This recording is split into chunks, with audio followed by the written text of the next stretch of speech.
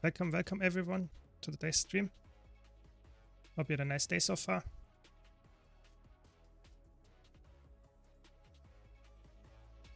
Hello. Let's check what we can do today.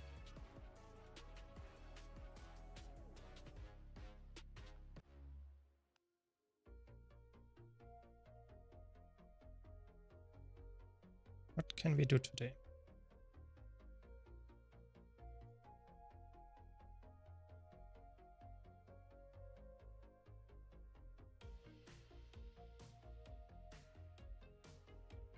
I guess we can go for some fractals.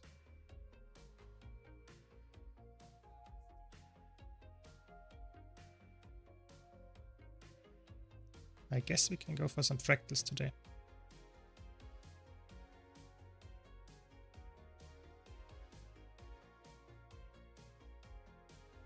Be sure, if you haven't already, on my YouTube channel I have actually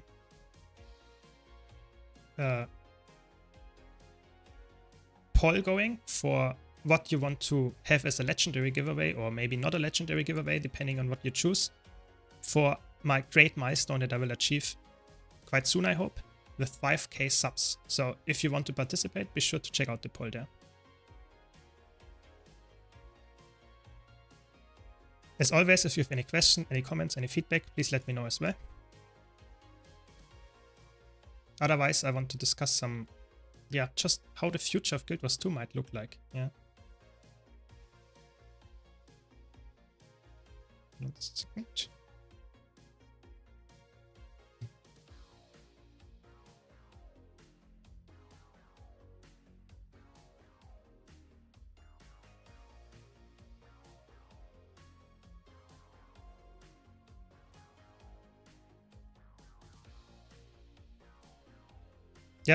Welcome to this hopefully beautiful Saturday. Check what we can get here. So from this vendor I always buy the Olmakan ones and the Kodan ones. They are the most profitable ones, just for your information. Of course, you can always go to this one and you can buy them for normal prices, but if you buy them for cheaper, you get them from, I would say, 20 to 23. So you save at least 2 of those Turan defense seals. If you do this consistently, you actually get a little bit more money.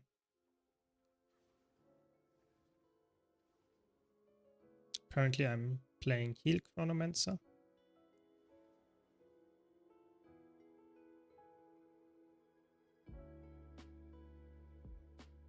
So the question is now, how do I predict the future of Guild Wars 2 to be?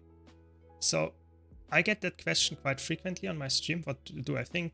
Should I join as a new player? Is it still worth playing? Is it way too old? Is it too hard to get to the end game and stuff? And I feel like this is all connected. So it's all about, do you think the future of Guild Wars 2 is bright enough to actually be worthwhile for you to start playing, or to come back to it, or just invest more time into it if you're already a veteran?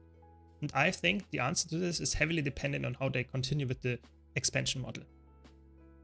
I think the next 2 years, probably even 3 years, they just continue exactly like they are with the current expansion model, bringing out expansions every single year with 3 follow-up patches spread over the course of this year.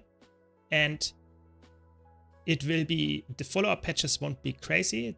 The expansion will also not be absolutely insane of how much content they deliver, but it will be worthwhile to come back for sure. And I think the next one will also have some really heavy features in there. Maybe even elite specs, I don't know, something like that. But I feel like if you want to have some crazy big content patches with 6 maps or even 10 maps in one expansion that we had with Heart of Thorns and stuff, this is not coming back. This is not likely. I think the future of Guild Wars 2 is actually just playing the content that is already there, which is obviously a huge amount. And I feel like this also leads to having the capability for the developers to actually deliver a Guild Wars 3 in the future. I think if they bring out Guild Wars 3 in the next, let's say, 5 years, or at least announce it, it's quite likely that Guild Wars 2 will run until then in this somewhat expansion mode of delivering really expansions that are nice, but not game changing for the most part. So I personally am fine with it. But the question is, will the community, the player base understand that? Will the player base enjoy that? I hope so. I think so. I don't know. Let me know your comments on that as well. Because that's obviously always something that is it's a very personal opinion. It's not something that you can say, okay, everyone has a similar opinion on that. Some people like to have very frequent updates. Some people like to have one big expansion drop. I don't know. One problem I have is that I can't find a raid group that late at night. After 9:30, 10 p.m. Yeah, I know the problem. Yes, I know the problem, Esteban. The thing is, raids are, I would say, always have been some kind of niche of Guild Wars 2 PvE. That's the sad truth. It's like, I would say 80% of the community is playing open world. So meta events, like that kind of stuff. And with the Raid Ring 8 release, I think the community got a little bit bigger in raids because it's, again, updated, yes. But I feel like if you're not playing to prime time, then the LFG might be very small. Let's check it out right now. Yeah, no one is in there. That's sad, you know? And I think actually you have a better time finding stuff if you are at, let's say, later times like 9:30, 10 p.m. than now. If you're playing the morning or obviously in the night at 3 a.m. or something, then you will not find groups, which is obviously sad.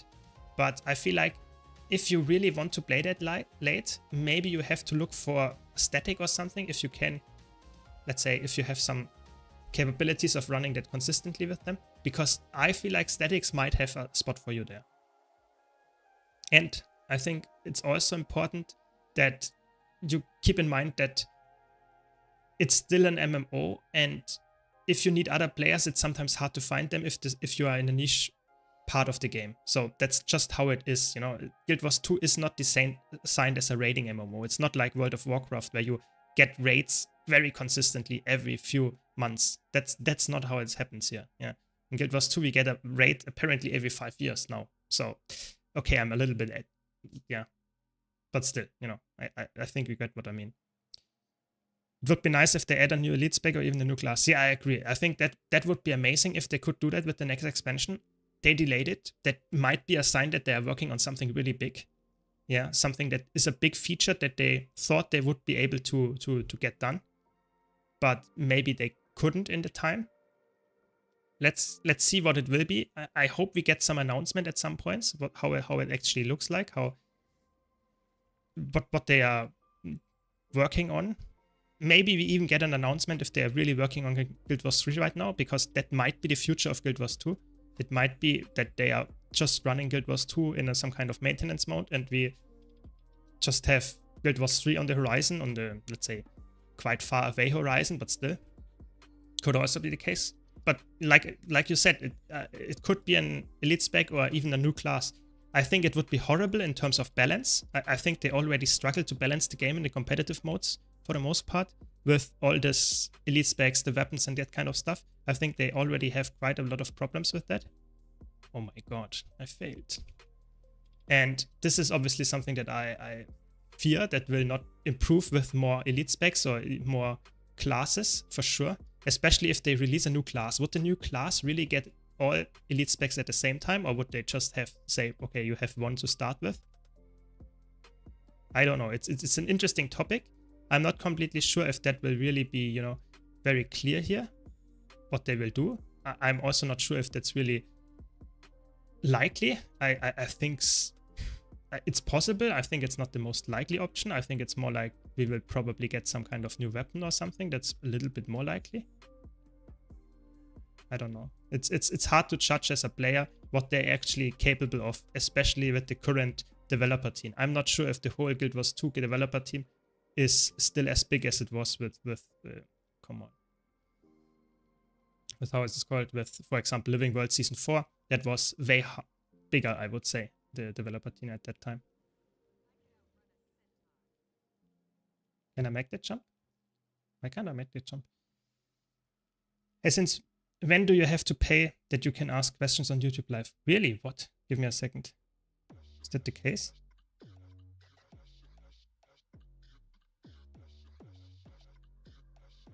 I mean, on my stream, it shouldn't be the case, Dr. Grunts.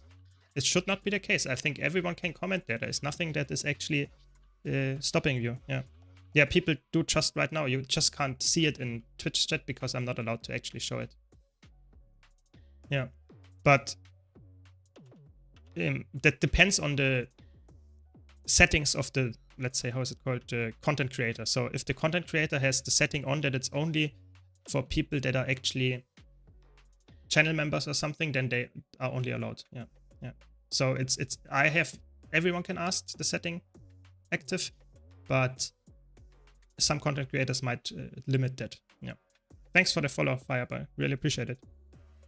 Question from YouTube. Do you think if you are new to the game, it's wise to complete all the stories before doing other things? It's a bit overwhelming what I should do first. So I have on my channel, on YouTube info channel, I have a short video about what you should focus on as a new player if you reach level 80. So that you go for masteries, that you go for ascended gear and that kind of stuff. And to be honest, if you enjoy the story, you should do the story. If you are somewhat indifferent or don't care about the story, you shouldn't do it. The story is not really important in Guild Wars 2. It's not really the main focus of the game, I would say. You play the story once and on one character typically, and then you are done. Sometimes you play it for achievements again, but typically you don't. So keep that in mind. And I would say, check out my video about what masteries to go for and stuff. It's called, I can link it after this post. And it's really important. Yeah, yeah. It says you need to be a member. I mean, you can just ask a question in chat because people already do that and they are not members. They are just asking questions in YouTube chat. In my chat, at least. I'm not completely sure what chat you are talking about, but in my YouTube chat, it should not be the case. Welcome, Gabriel. Welcome. Yeah, no problem. Always happy to help. Yeah. Yeah, exactly. Fireboy, thanks for saying that, because I was a little bit confused because that should not be on that setting. I really don't want to force people to become a channel member to write in YouTube chat. I want to answer questions from anyone that has a question. That's what I'm doing. That's my job as a YouTube content creator. Yeah. Yeah, but I feel like as a new player, there is a lot of stuff to go for in Guild Wars 2. That's true, but don't be scared by that. You know, don't be anxious and stuff. So really try to play what you like, go for stuff, and you will get to some new stuff in the end. You know, it's not you have to do the story to actually go to this one and do this afterwards. No, don't do it. Play what you like and you will continue and progress through the game. Just do what you enjoy. That's Guild Wars 2 is more like a sandbox MMO. You don't have to grind the best gear set in the first second you reach level 80. It's not necessary, not at all. Okay, so now I can send it you. Give me a second.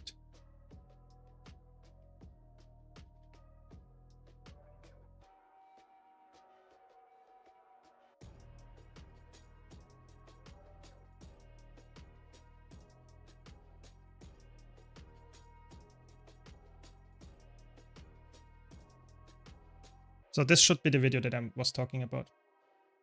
I posted it in YouTube chat. What do you think about the World vs. World event, No Downstat? So this is interesting. I personally think those events are really fun. I'm not only talking about the No Downstat event, but all the events that are just 1 week long and you get some special kind of activity. I think the No Downstat one is actually one of the most fun in my opinion because it's changing quite a lot how it plays. It might be some really frustrating gameplay, especially in World vs. World, when you just get stomped by something random. You know, you just get insta-killed by, for example, I don't know, some really burst roamer if you run to the circ or if you, whatever, you know, that can be really frustrating, but I would say 90% of the cases it's spicing up the gameplay, and that makes it, in my opinion, something new, something fun. And it's only 1 week, so if you don't like it, you don't have to play it. I think this is a really, really good way to introduce people to something new, to bring them back to a game mode that they maybe didn't enjoy so much. I don't know. I think that's something really cool. I think they should do that more often for other game modes too. So back in the day, they had a lot of PvE events like Fractal Rush and that stuff that were actually really, really, really worth it. You know, now it's just you get a few more Fractal Relics or something, or Dungeon Relics. Don't get me wrong, that's nice to have as an event. I would think that's good. but I would rather have something that is really crazy, you know. Let's say boost the raid rewards for 1 week by 5 times. Or let's say you can get the gold from raids, for example, infinitely. So you can farm Veil Guardian over and over. That would be such a crazy event that people would play it forever. That's amazing, yeah. Or like Fractal Rush, where you got those boxes where you could drop the Chuck Egg and stuff. That would be amazing, yeah. The World vs. World Rush is really cool. That's the only one that is giving a lot of rewards. I think all the others are a little bit lackluster in rewards, but I think the events are really cool. And I hope they continue like that because, to be honest, it's not a lot of development time that they actually put in that, to be honest. I think it's very low effort and quite a high reward, I would say. Yeah. Welcome, Filthy, welcome. Hope you're feeling better today again.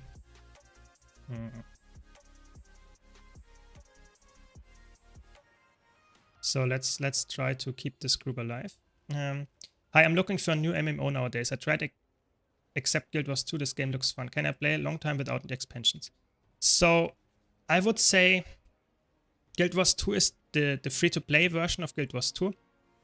It's designed like more like some kind of free trial. So you start out Guild Wars 2 and you can reach maximum level. You can play for a long time on all the maps, but you will have some, I wouldn't say heavy, but you have some quite strong restrictions on what you can actually do. For example, you can't use the trading post, I think, or not at least not that very well. So there are some restrictions, I will tell you that.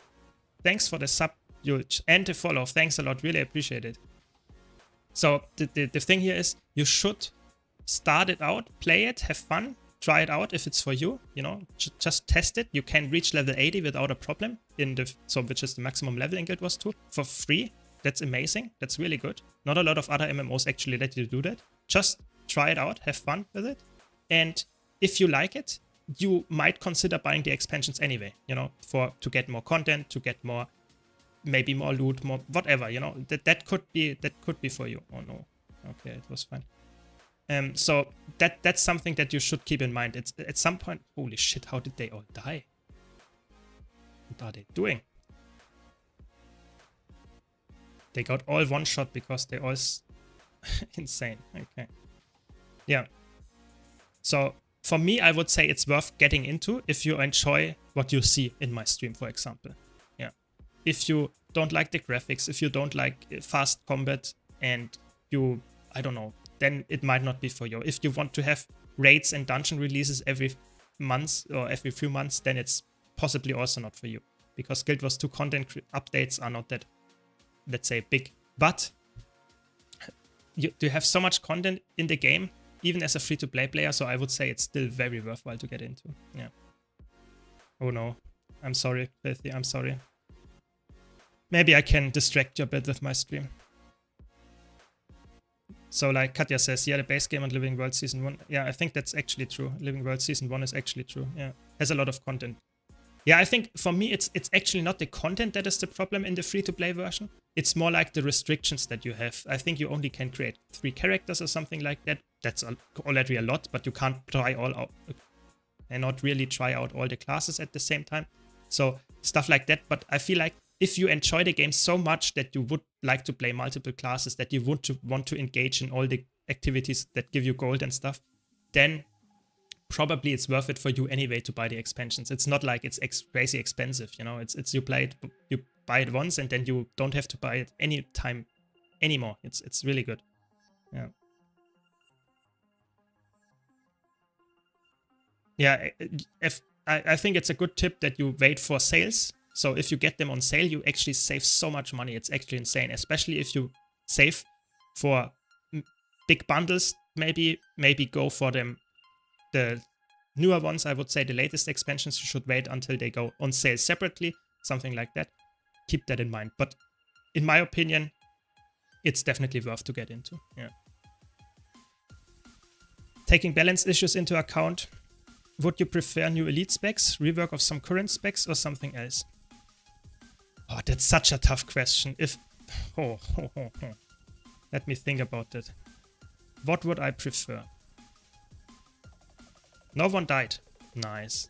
So, I think personally, if they could manage the balance, if the balance is manageable for them, yeah, then I would prefer having new elite specs. But to be honest, I'm really skeptical if they can do that. Yeah, I feel like if they release new elite specs, let's say 9 at a time with the new expansion, I think it's impossible for them to balance. I think, to be honest, they already struggle in competitive modes to balance, and I'm not sure if they would be able to balance in the future. Yeah, I think it's almost impossible. So I feel like if I'm realistic, I would say don't go for elite specs. I think that would completely destroy the competitive scene, if there is some. Yeah, just saying. But I would really like it. Yeah, sorry, Filthy. But it's important that you get well soon. That's okay. Yeah.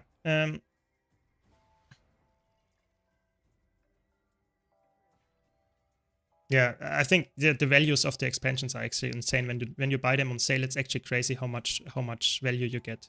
It's crazy. Yeah. So that I think if they can come up with something like Spear on Land or something that is less balancing issue and still very worthwhile to play and very fun, very interesting, then I would say that would be my preferred choice. Yeah. I think reworks should be in the balance. I think reworks should be in the balance patches, not in the big expansions, to be honest. I think reworks, if they can fit it, that's the place where it should be. But of course, that's a little bit dreamy, maybe. Maybe that's not something that they can do. Yeah. Hey, Sam, I want to ask a more hard question. How do you stand to gear checks for encounters? Oh, that's a question that is, I would say, very polarizing, yeah, to say the least. So my opinion is, okay, so this is a little bit of a more, let me elaborate a bit on that, because it's a long answer that I have here. So first of all, I think Guild Wars 2 has always had the problem that the developers always say we don't want to have a toxic environment, we don't want to have gear check in the game, which is their decision. Yeah, I'm not judging on that, it's their decision. But that leads to people using kill proof. Yeah, even though there is no real kill proof in the game that you can say I killed Veil Guardian 100 times, you get this trophy that you then can post, for example, or you use, for example, a website that can do that for you. But still, the gamers will always try to find people that are at least of a certain skill level, even if you can't get the stuff with the gear check. Because I feel like if you had a gear check in Guild Wars 2, you wouldn't need KP for the most part. Because if you could see that someone has full Ascended gear, maybe even full Legendary gear, it's very likely that they at least understand how to fight the boss to some extent for the easy bosses. Yeah. For the hard bosses, it might be a little bit different, yes. But for easy bosses, to be honest, I think that would solve the issue. I'm not sure if gear checks in Guild Wars 2 would be amazing, because I think like 80% of the community is open world players and they would really hate it because they are probably not having perfect gear all the time. So I feel like the community would be even more polarized than it already is, between some tryhards that play perfect gear and really try to grind the rotations, and the, so to say, casual players. I think that's a big problem. And the gear check would increase that split. But I feel like it's definitely, for me personally, it would be a good thing, at least to some extent. I would like that, yeah. Because I'm not a toxic player, you know. I wouldn't kick someone just because they have, for example, a different relic, yeah. In my opinion, yeah. But of course, that's something that other people might do, and then it might create toxic environments. I think it's really hard to actually find a spot where a gear check is not toxic and still helpful. I think it's, at least in Guild Wars 2, I feel that might become toxic at some point, or you can use it as a toxic tool anyways. Yeah, I feel like that, and that's why they don't add it. They have the fashion inspect feature. They could easily increase that to gear check as well. So yeah, but they don't. I never see that happening. So maybe in Guild Wars 3, if that ever comes out, maybe. But it might be a completely different game anyway. So we don't know. Welcome, Legion. Welcome. Also, thanks for the follow. Really appreciate it. Ooh, that was a close step. The DPS is really low. That's sad. We have a low DPS group. I mean, we also don't have quickness. Where's the quickness, actually?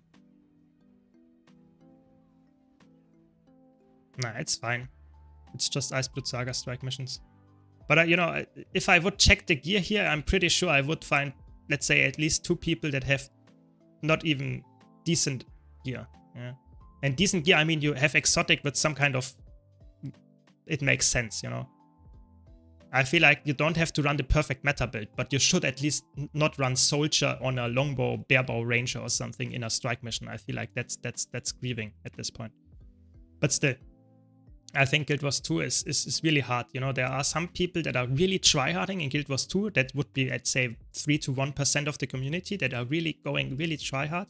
And then you have a big amount of the community that is just playing the game, that wants to have fun, that maybe runs a meta build, but doesn't really care too much. They just play open world and stuff. I feel like that's a lot. Let's say maybe 70% of the PvE community is just playing the game, having some open world fun and stuff. And that's totally fine. But that means that if you encounter then those people in a raid group, that means that the tryhard player will have a bad time because they might not get the boons all the time. They might not, I don't know, get the damage that they would like to have if they are the tank or something. So it's really, it's a hard question to answer. It's really tough. Yeah. I mean, what's your take on it? I mean, I would really be interested in to hear different opinions. Maybe I'm completely wrong on that, or maybe it's just my, I don't know, imaginary thinking about that. Maybe it's completely different in the reality. I mean, I don't know. What do you think? Would gear check be a good thing for Guild Wars 2, or would that be something that would completely destroy the, yeah, just how PvE would be fun for most people? I don't know. I think it's a really hard question, but I also have to say I'm pretty sure it's just a theoretical question. I'm pretty sure it would not be changing too much because they will not introduce it. Yeah. Yeah, because as I said, I would probably start with Heart of Thorns and POF. I think those 2 expansions are by far the most impactful ones in terms of what you actually get, and also quite cheap if you get them on sale. They are bundled together typically, so there are a lot of ways to actually get them quite nicely, and it's definitely something that is worth getting, in my opinion. Yeah. I had this because a heal was flamed for bad healing and stopped from a DPS who wasn't doing more than 10k DPS, and the extent was both didn't do their job and shouldn't flame. But reality is heal gets flamed for not doing the job, but DPS don't. Yeah, that's true. That's a problem. I would agree with that you see instantly without having a DPS meter if the healer doesn't do a good job. So if the boons are not up, if the healing is horrible on Bone Skinner, for example, and that kind of stuff, you see that instantly, and then you might get flamed even from a 10k DPS player, even though the build should do 40k. Yeah.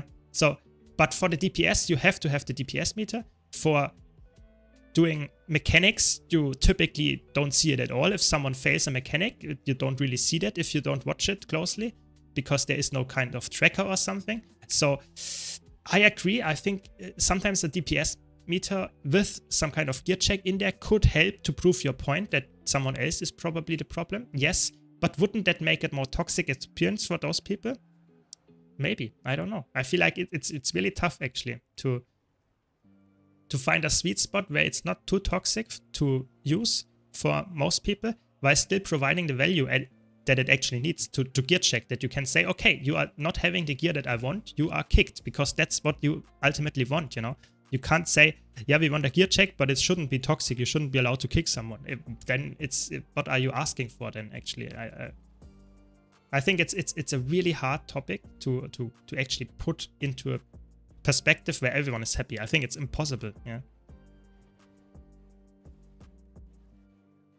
As at least trying to be a tryhard player, I would love, because it cost me for meta events, groups, and if one is not, he should be in a group. Yeah, I mean, I feel like for open world, that would be, for me, to be honest, in open world, it's not necessary, yeah, for the most part. If you really want to try hard open world, you should make some kind of guild group or something like that, and then it's definitely worthwhile to some extent. But if you are just casually running around in open world, you should not need a gear check. That's just not how it is. Yeah. But if you want to do that, you could, you know, if you are commander tech and you want to only get people in there that are using a specific gear, why not? You know, that should be your option.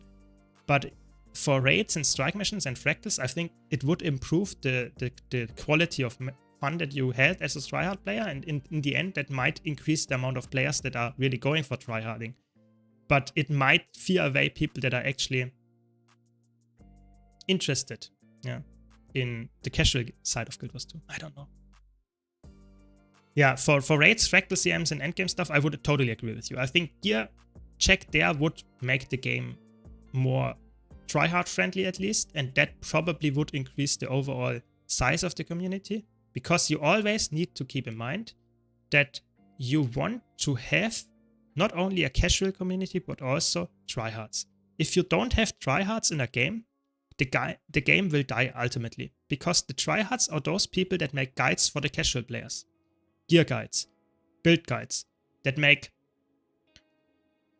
raid guides, encounter guides, whatever, meta guides, gold guides, and all that stuff. A casual would typically not do a guide about it because they don't know enough, or if they do, they don't have enough time to actually make the guide, typically. And that means that if you don't have the amount of guides, the people that keep up the wiki, that keep up the build website and this kind of stuff, then it's very, very problematic to actually keep the game alive. Yeah. So keep that in mind. So I feel like the gear check would help to keep a healthy tryhard blaze alive. Yeah, for the most part. That's true. At least it would help pucks. Yeah. In a static, you can easily find someone that is actually quite reliably good. But in a puck scene, you need some kind of gear check to make tryhard content really worthwhile. Yeah, I agree. Yeah, in open world, it doesn't make much of a difference. That's true. That's very true.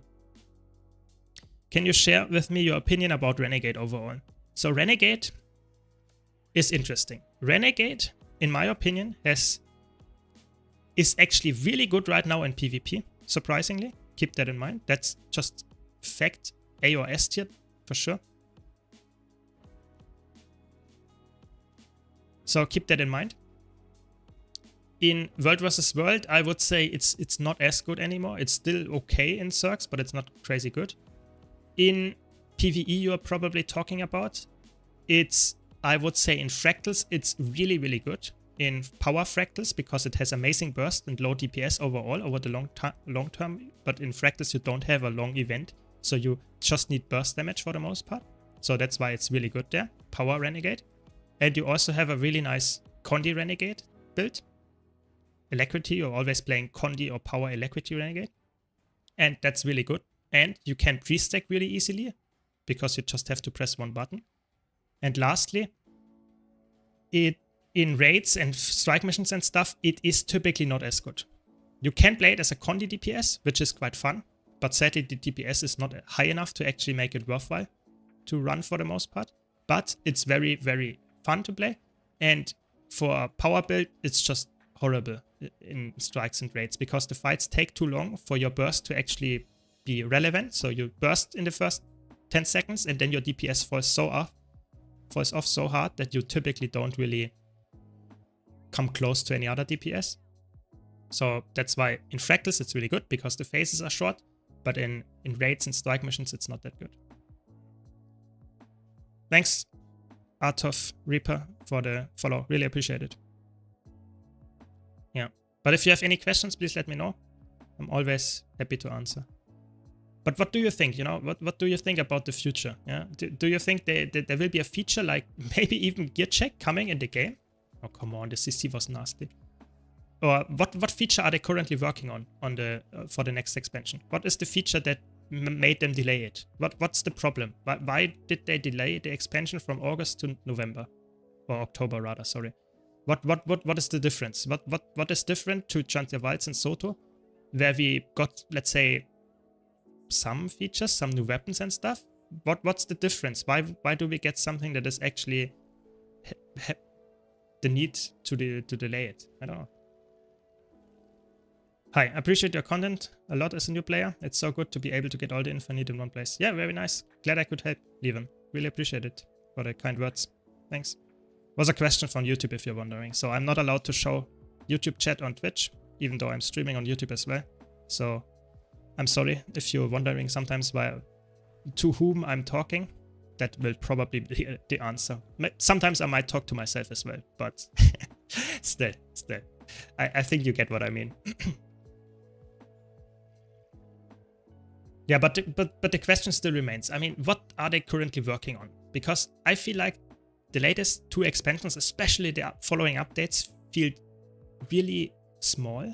I'm not really convinced that the updates, especially the Soto updates and the last Chante Wilds update, they felt really small. Really small.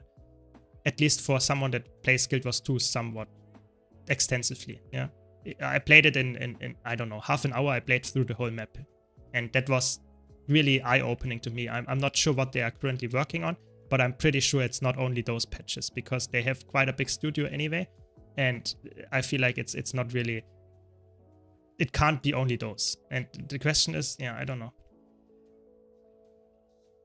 Yeah, so I don't know. I feel like for me as a veteran, it's really interesting to see if they ever tell us what they are currently working on, if we just see it when they release it, because I can see that they are really working on Guild Wars 3 right now. I could see that. I don't know anything about it, but I could see it. But they will never tell us until they are actually almost done, because that would be a financial horror, you know? They would never announce Guild Wars 3 when it comes out in 2 years, because they will not get any revenue from Guild Wars 2 anymore, or at least not as much anymore, because no normal player would say, yeah, Guild Wars 2 will be not the game that I play for the next year, because it will get at some point outscaled by Guild Wars 3. That comes out, but I will still invest thousands of euro. What some kinds of whales do to get all the mounts and skins in the gem store. So I definitely see that. So they will delay it, the announcement, as long as possible, even though I don't even know if they are currently working on it. Yeah. Maybe they got pressed by the company like Sweet Baby and they are trying to fight them off now.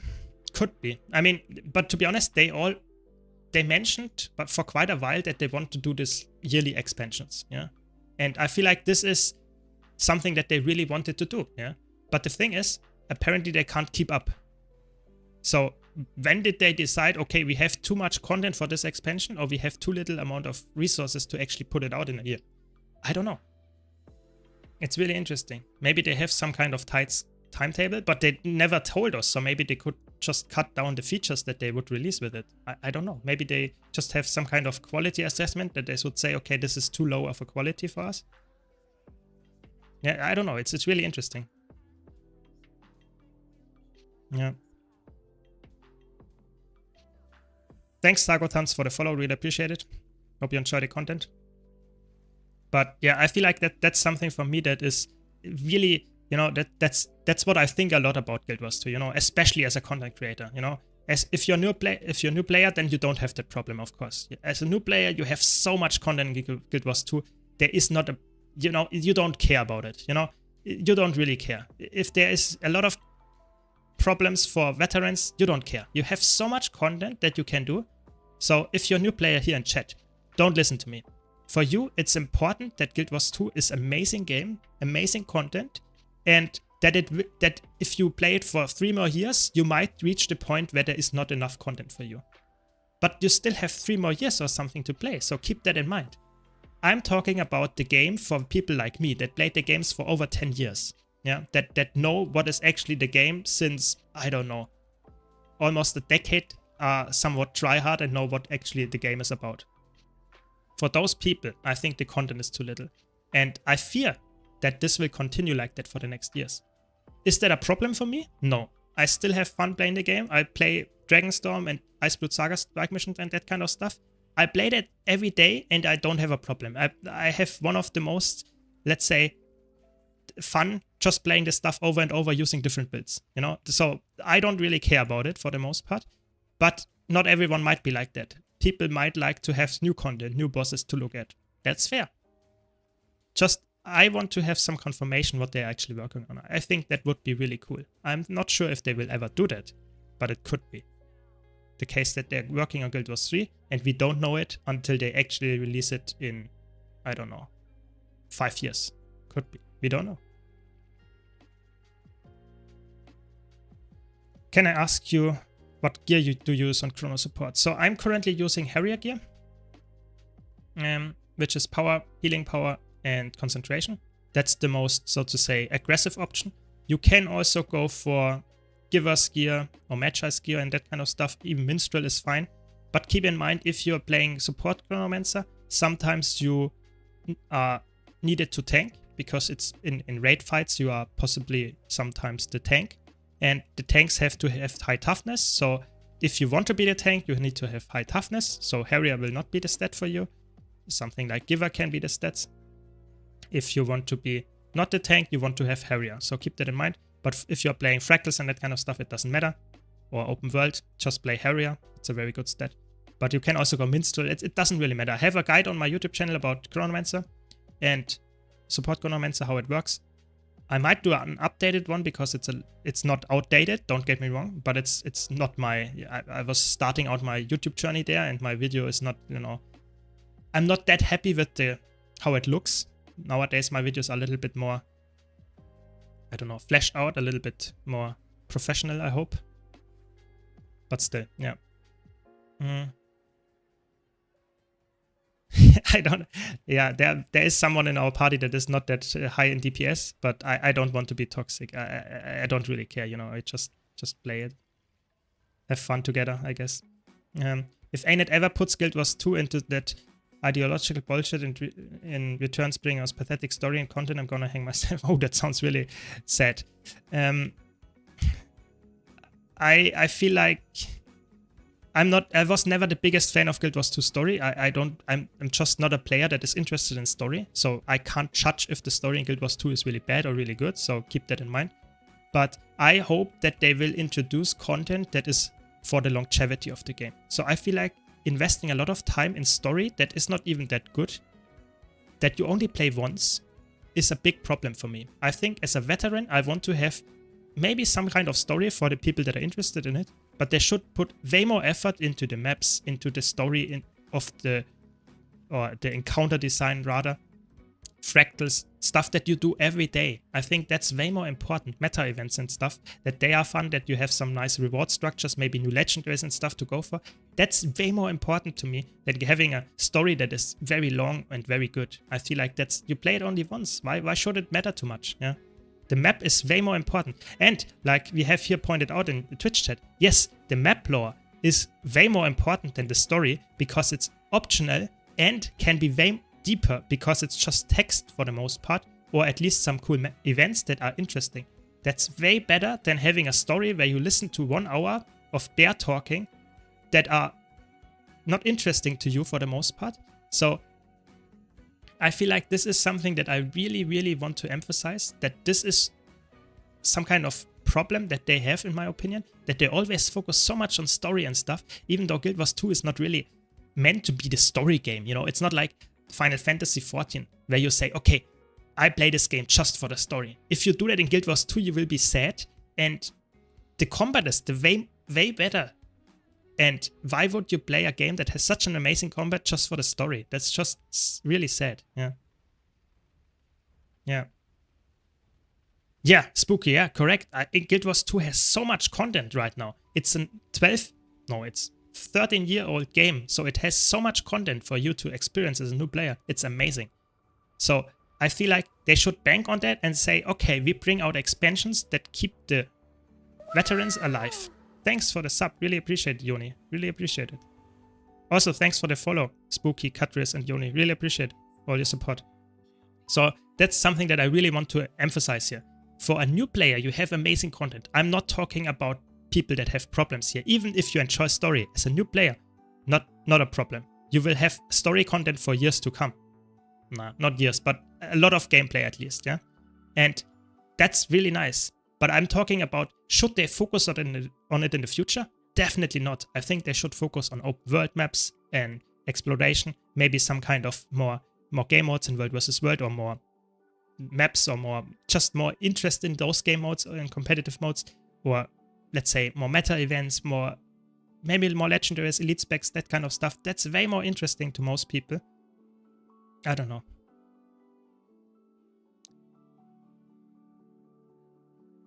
That's just my take, obviously. Yeah. Just my take. I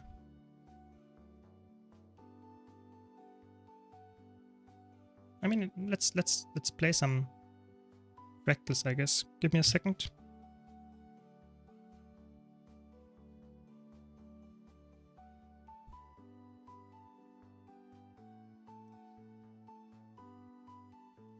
Is it easy to get Ascended gear? I started as a Herald and it's kind of boring for me, but I bought Ascended armor and weapons from Wizard's Vault. What should I do?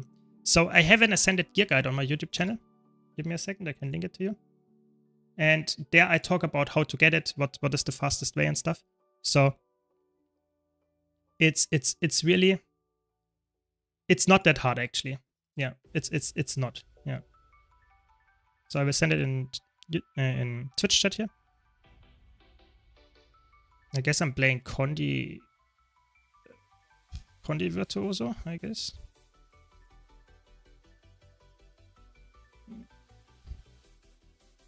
Do I even have Condi Virtuoso here? I guess not. Wow. We can just play Condi Chrono, I guess. Let's play Condi Chrono.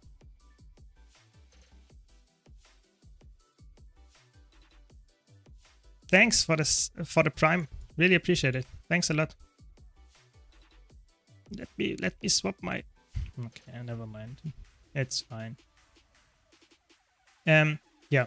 So that's Ascended gear is quite easy to get in Guild Wars 2, I would say. It's not too hard for the most part. Just keep that in mind. But watch this link that I just sent you. It's really good.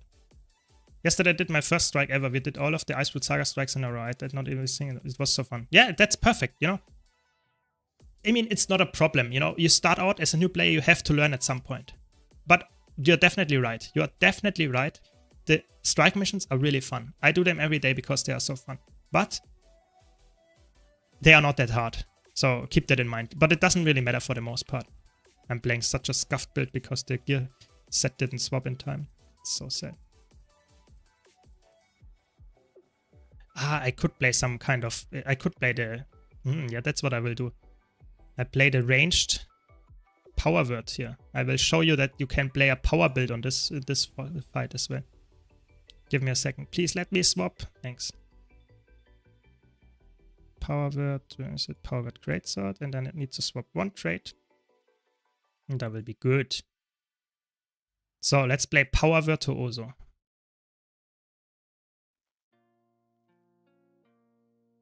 With greatsword. Yeah. Yeah, you can of course play a different armor class, but then you would have to go for the armor again. If you play the same armor class like heavy with Revenant, you can play warrior and guardian as well, and you don't have to swap gear around. Yes, let's go.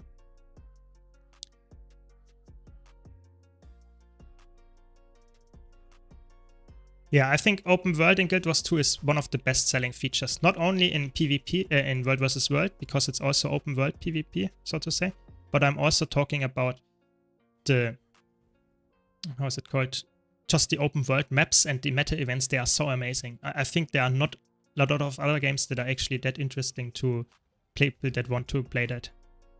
I'm pretty sure of that. I don't know at least what kind of open world game is actually more interesting than Guild Wars 2 in terms of open world combat. Where's my quickness?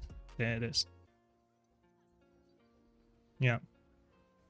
So can we be top DPS with a power build on this fight? So let's try it out.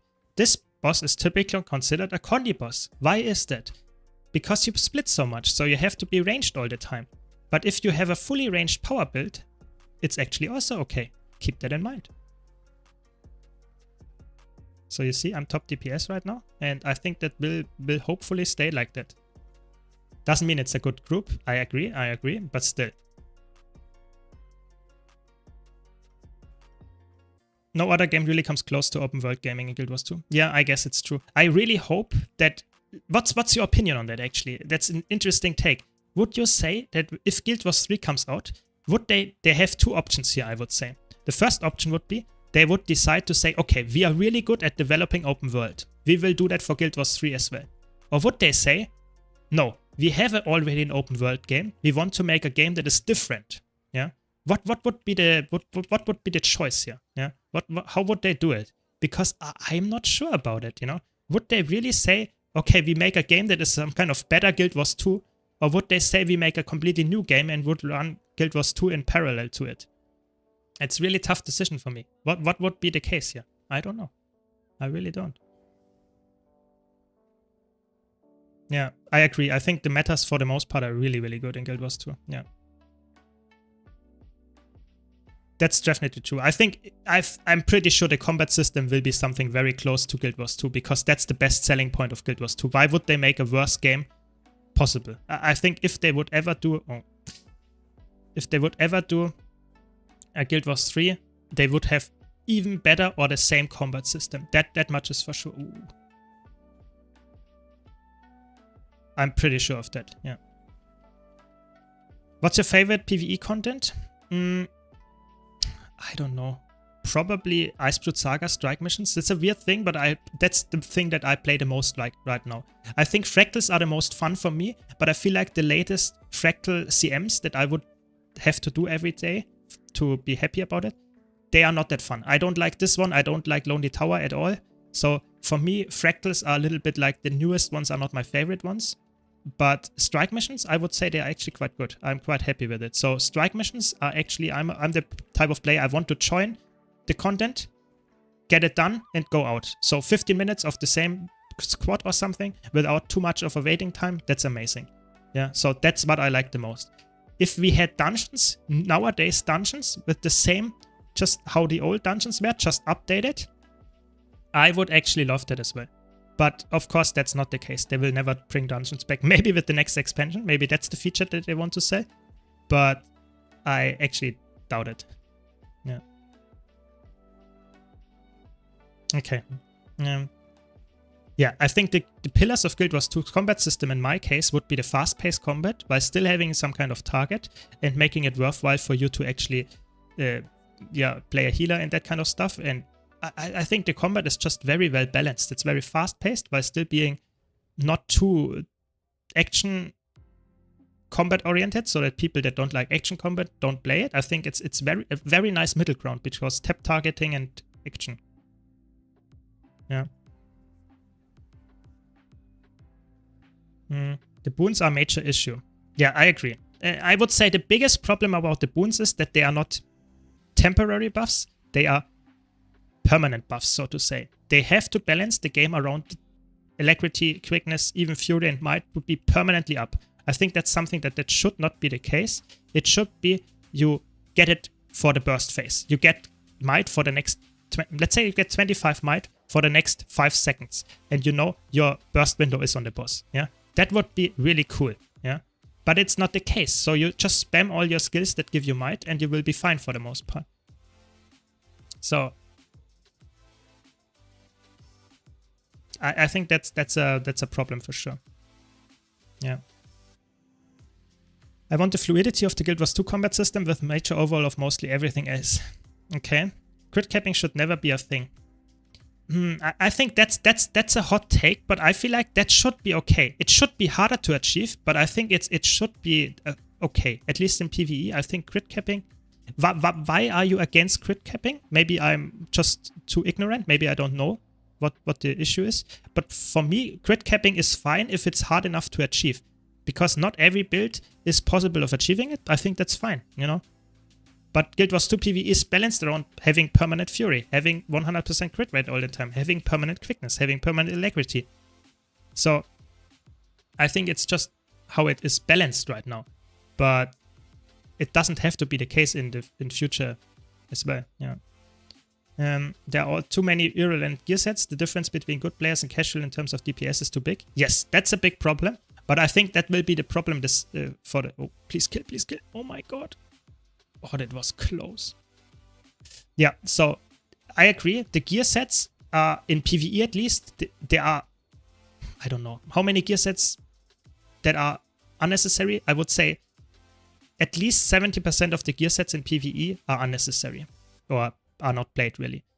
That's a problem.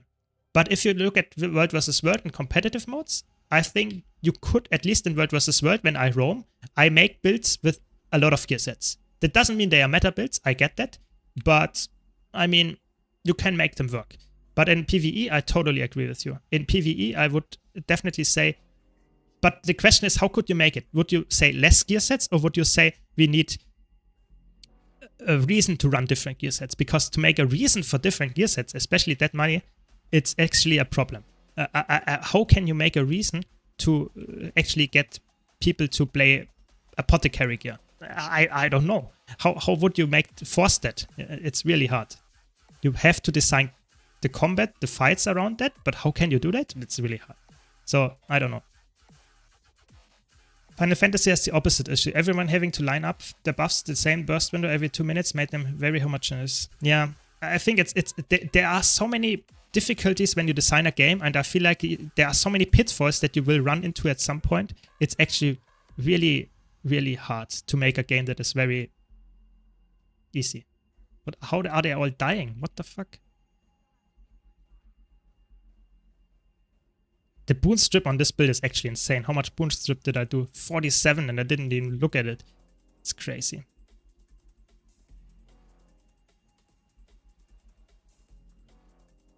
Hopefully the orb.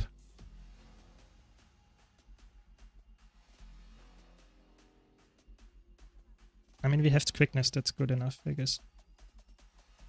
I would actually just reduce the amount of stats. Yeah, maybe you're right there. Ooh, that was tough. Yes, I think maybe just reduce the stats. That would be fine for the most part. Give me some healing, please. Please. Please. Otherwise I will die. Nice, we got some heals. And now we should be good. Yeah, I would agree. Just less gear sets for the Guild Wars 3 would also be more, let's say, easy to get into for a new player. That's definitely true. Yeah. Let me kill this boss and then I will catch up on chat. I don't want to waste the time here to do it. Try another time. That sounds horrible.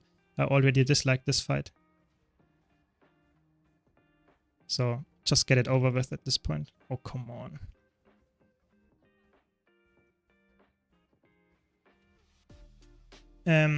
Merge power and condition power into one stat.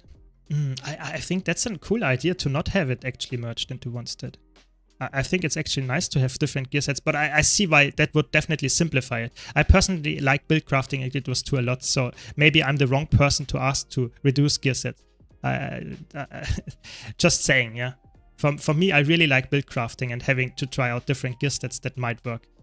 So maybe I'm the wrong person, yeah, definitely. But still, I get it why you would recommend something like that. But that would make the game a little bit less exciting for a veteran, definitely, in my opinion. Because if everyone runs the same gear, you have the issue that you have in PvP right now. Everyone runs Berserker. There is 80% of the builds run Berserker Amulet, and that's just, I hate that. It's not built, there is no build diversity in that sense. It's horrible. Yeah. Maybe healing power. For example, WoW has 4 main stats and then 4 substats. Yeah, I get why you would say that. It's easy to understand, but to be honest, I think it's the gearing in Guild Wars 2, I agree there are too many gear stats, but I think the stats overall they're making sense. I think you don't have to decrease the amount of stats. It's more complicated, yes, but that doesn't make it bad. You know, if you dump down a game too much, then it means that it's losing its integrity, its uniqueness, in my opinion. I'm not sure if, I mean, they would never change it in Guild Wars 2, yeah? That much is for sure. They might change it in Guild Wars 3. Maybe they come up with something completely different. Maybe they just make 3 gear sets, offensive, defensive, and healing. Maybe. Could be. But that would be too boring, in my opinion. I don't know. I don't know. It's not that easy for me to answer this question. Yeah, I would agree. I would agree. In Guild Wars 3, they could completely rework it. I'm also talking about Guild Wars 3. Because Guild Wars 2, they will, of course, never do something like that. It's impossible. I think there are so many changes that would improve Guild Wars 2 that they could do, but they are just way too big. They will never do it. For another example would be, would you say the microtransactions in Guild Wars 2 are a good thing? Would you think in Guild Wars 3 that would be the same? Would they do some kind of free-to-play game that is focusing on getting most amount of money with the microtransactions? Or would you do it in a very ideal world? You would probably do some kind of, how is it called? Buy-to-play game. So you just buy it once and that's it. Or would you do some kind of mix like Guild Wars 2 does? You buy it, and then you have microtransaction to actually keep the game alive. I don't know what would be the ideal world here. Of course, they could also do a subscription fee. Would people like that, to have a subscription fee in Guild Wars 2? Probably not, because most people actually like the non-subscription in Guild Wars. Yeah, I don't know. It's really hard. There is no Guild Wars 3. Yes, there is no Guild Wars 3, but there could be. Oh, come on, please, CC. Yeah, so they might be working on Guild Wars 3. It's actually quite likely that they are working on Guild Wars 3 in the background. Yeah. Hard to really talk about Guild Wars 3 as we are viewing the game from a Guild Wars 2 player's perspective. Yeah, definitely. If they do make another game, I think it would be much different. Yeah, it could be an ARPG for all we know. Like an ARPG that is focusing on procedurally generated content and the Guild Wars franchise. Could be. I don't know. We will never know until they let us know or they will release it. That much is for sure, yeah. The quickness uptime is somewhat lacking, I would say. You can see I'm power DPS, you know? This is a Condi boss. Why are you playing power? I'm top DPS. Yeah. Just saying. I'm not a very good player. I know what I'm doing, yeah. So keep that in mind. You don't have to play a Condi build on a Condi boss. You have to play a range build. That's the difference.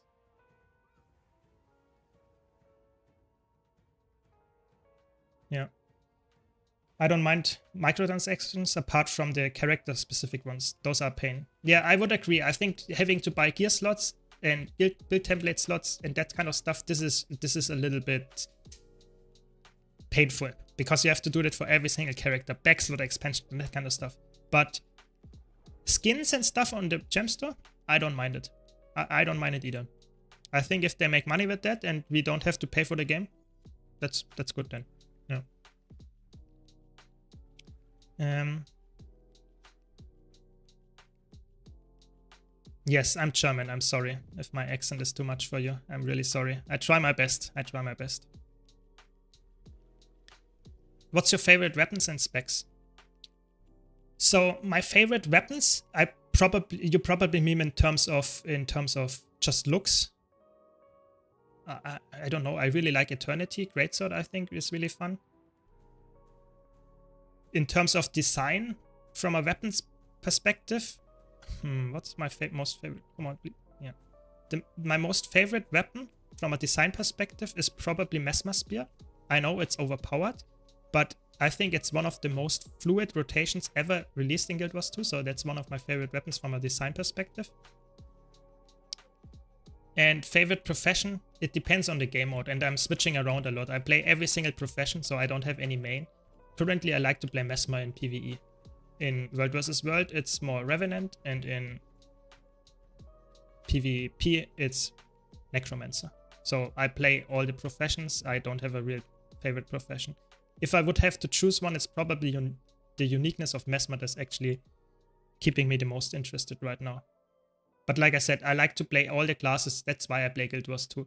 I don't like to play Guild Wars 2 for one specific class. I play all the classes. I switch around a lot. Variety is spice of life after all. Don't you agree? Yeah, Mesmer Spear is really cool. I really like it.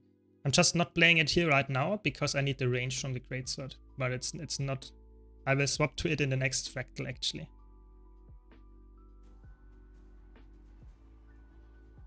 It's actually so fun if you play this on a Condi boss and be top DPS. It's actually a very good point to prove that people don't understand when power or Condi is actually necessary. There's almost no Condi boss in the game. Keep that in mind. There is almost no Condi boss. Because Condis are typically... Why would you apply damage over time when you can just burst in the same amount of time and do more damage? It's tell me a reason. I think there is none.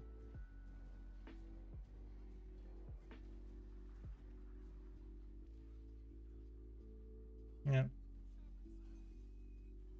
I've been playing Mesmer almost exclusively since coming back in EOD. Yeah, I mean, Mesmer is really fun, especially when Virtuoso released. It was just a really, really good pick for all game modes, especially PvE since EOD. I think Virtuoso was and still is one of the most amazing DPS choices you can have. It's really, really good. Yeah. What is easier to play for support in group stuff, Druid or Scourge? Probably Scourge, but I think both of them have their, I mean, both of them are quite easy to get into, but hard to master. And I think both of them are easier to play than Heal Firebrand, for example. So keep that in mind. Support is always, that's the important part here about support. Supports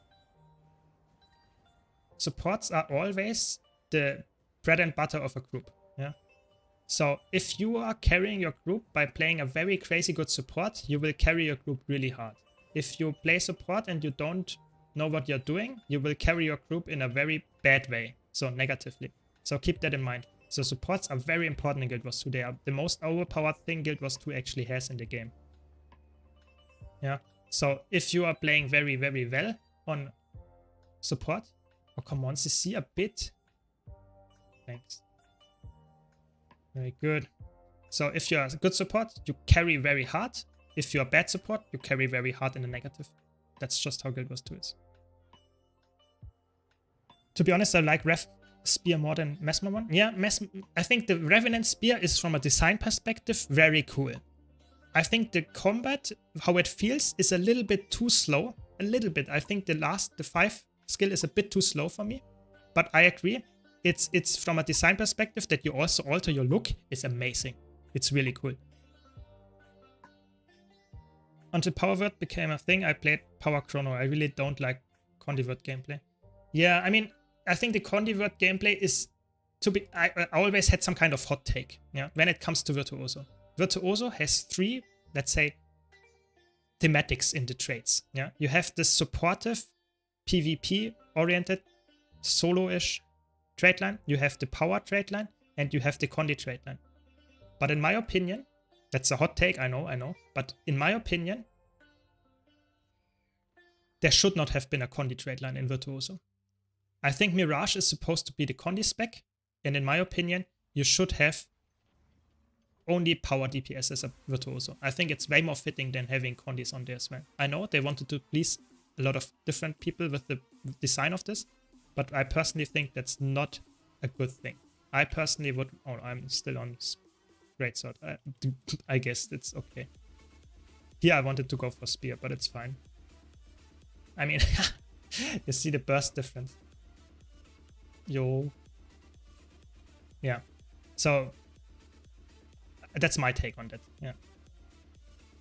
What would you say is a clear Condi boss? Bosses that actually really have mechanics that you just help you, for example, that attack a lot and you get value from confusion, like Soulless Horror in raids, or Matthias. They attack a lot and they don't have any phases, so you actually get value from just playing Condi without any downside. So you can play a build that is actually scaling over long term. But also on Matthias, for example, the sacrifice is a player. So if the player dies because of everyone is playing power burst damage, you would rather have to go for Condi, because Condi is in some extent a little bit less punishing, because if you hit someone with a Condi, it will take a little bit longer until the damage ramps up. So that's another reason. But there is no real boss. How would you design a boss where power build is just straight up worse? The boss had to go away at some point, and it's actually impossible. How would you do that? Because power damage is, let's say, if you 100% of the damage is in the first 5 seconds. A Condi build will always do damage in 10 seconds, let's say, the same amount of damage. If you, after 5 seconds, the boss goes away, the power build would already have done the damage that a Condi build would do in the next 5 seconds. So how would you design a Condi build boss where power is straight up worse? It would have been something like it has a debuff or buff that power is just doing less damage, or it would have been something like it's only affected by Condi, or it's only affected after a certain time by Condi, something like that. But that's very boring. It's not a really cool design of a boss, in my opinion. Oh, come on. Yeah, I don't know. Love playing a healer, but I'm afraid to do it in Guild Wars 2. Yeah, I mean, just try it, you know? Start out on easy fights like Iceblood Saga. Come on, give me some stability, please. On Iceblood Saga, There is no stability here whatsoever. Yeah. So Ice Root Saga strike missions, you start out there, and then you slowly ramp your way up into Fractal CMs, maybe into harder strike missions, into raids, maybe even. Just start out slow. Yeah. I mean, going back to my comment about not being able to grid cap would basically remove Condi Virtuoso from the game. Exactly. That's why I think it's really fun to have the option to go for a gear set like maybe Rampage, because you want to grid cap and you want to have Condi damage. I think that's really cool, but I agree with you that, in my opinion, Condi Virt should not exist in that way, because it's just, in my opinion, there should be more interesting mechanics to power Virtuoso in the trades than just having 3 trades that you take all the time. I think that's boring. I want to have something that you can swap and not always say, okay, this is the only trade that you can take. All the others are just not made for a power build. I think that's really boring. Yeah. But of course, that's just me from a build crafter's perspective, because maybe someone that wants to have one clear path to the build and that's it will be fine with that. I don't know. Just saying. Yeah, that's my take on the matter. Yeah, you slap protection at boss. Yes, that could work, but I feel like that's a very boring solution, you know. But first of all, that doesn't exist in Guild Wars 2 right now, that there is some kind of boss that has permanent unremovable protection, because that would be a very boring way of forcing you to play Condi. Yeah, very, very boring. Yeah, because that's not a real design. It's just saying, no, on this fight, you have to play Condi. I mean, that exists to some extent with Guardian, that you have to play it for the red mob, but I don't know. Has the healing armor on Scourge a different effect to the barriers? No. Can't decide between Scourge, Tempest, and Druid. So Tempest, I would say, is a little bit worse in general than Druid and Scourge. I would say Druid is probably if I had to choose one healer, if I would choose between those 3, I would probably go for Druid, because Druid is more flexible, but Druid is worse in fractals. Keep that in mind, because Druid is just a little bit too infrequent of the stability axis. So keep that in mind. Oh, we didn't face yet. I thought we faced already. Yeah, so I think Tempest is a little bit... I wouldn't say Tempest is hard. Don't get me wrong here. I think Tempest is still completely fine. But it's definitely harder to play in a lot of situations than Druid or Scourge, because in Scourge and Druid you just spam your buttons and you will be fine for the most part. If you do that on Tempest, you might not be fine. Yeah. So, and Scourge, I think, is really unique because it has a very strong reviving power as well. And I don't know, I feel like I made a tier list about it a while ago that is still valid, so be sure to check that out, defensive support tier list, where I talk about all of them and give you the pro and cons of them. But, hello to the boy, that was close. But I feel like it's not really clear that there is one best support that you should take or not take. Yeah. Keep that in mind. Got a question of what wants to put on my silly scrapper. I can't add scrapper because can't make them. The next best, I mean, what are the next best runes for Condi? Let me think about it.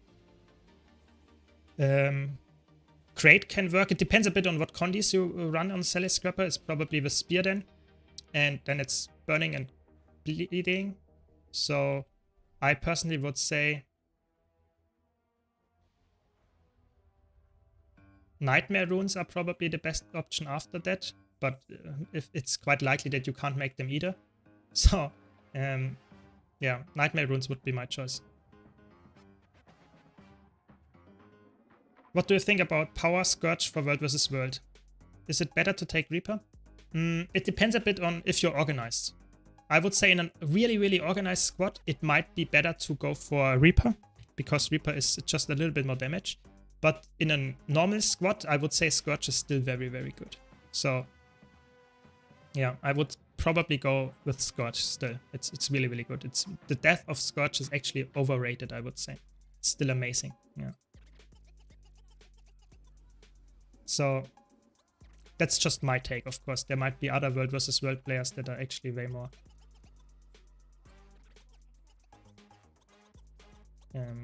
experienced and will maybe tell you something different, but that's my take.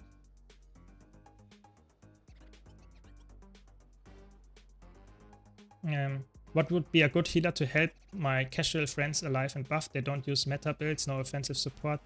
They never stack. It feels like trying to hurt a cat with a heal firebrand. So I would not go heal firebrand. That's the first thing. I would probably go healing chronomancer, because then you can swap between quickness and alacrity, whatever is needed if they have someone else that provides something. And healing on chronomancer can be quite ranged as well. And overall, it's just very flexible. You can bring stability for fights that you need it. You can bring a lot of CC if you need it. There are a lot of... Whoa, there are a lot of red things coming to my way here. Yeah, so that's definitely my option I would choose. Yeah. But of course, you should play what you enjoy. I mean, there are healing builds for every single class. So just play the class that you enjoy the most, yeah. I would go for Chronomancer, personally, because it's so flexible. Keeping up permanent stability it's insane, obviously. I think that's helping new players out more than you would imagine. Just not getting CC'd. They don't have to care about attacks coming in. Sounds quite good, yeah. I think that's another thing when we talk about the possibility of Guild Wars 3. Would you give the option in PvE to have stability at all, you know? I think stability is something that makes a lot of mechanics, especially in Fractals nowadays, completely insanely trivial, you know? It's actually insane how trivial, for example, this fight gets with just having stability. You don't have to do anything, yeah? If the support gives you perma stability, because they can reflect the stuff and then you just DPS the fight. We don't have a support that does that all the time, but still, you know, the point remains. You can do it. I don't know. It feels like it should not be the case that the supports are that broken. I think overall boons should not be that strong. You should not be able to negate all mechanics just by having the boons permanently, what you can actually achieve. So that should not be the case, in my opinion.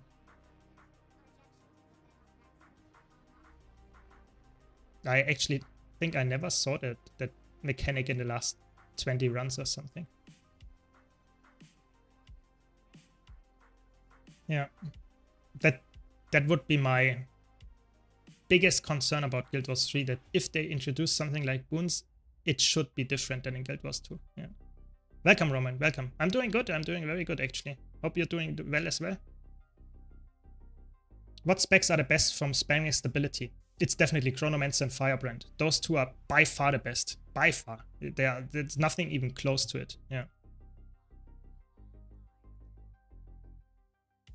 Yeah, of course. If you have mechanics that are everywhere requiring you to have stability, then you have to have stability. But if you have mechanics that are once a fight that needed to be dodged because they knock you back or something, I think that's way more interesting than having something that is happening all the time and you just negate it by bringing a support that lets you go ignore everything mode. Yeah, I think that's not good, personally.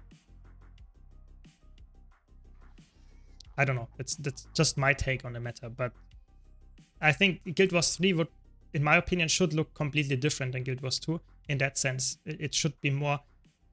It should still be fast-paced, but still being able to actually...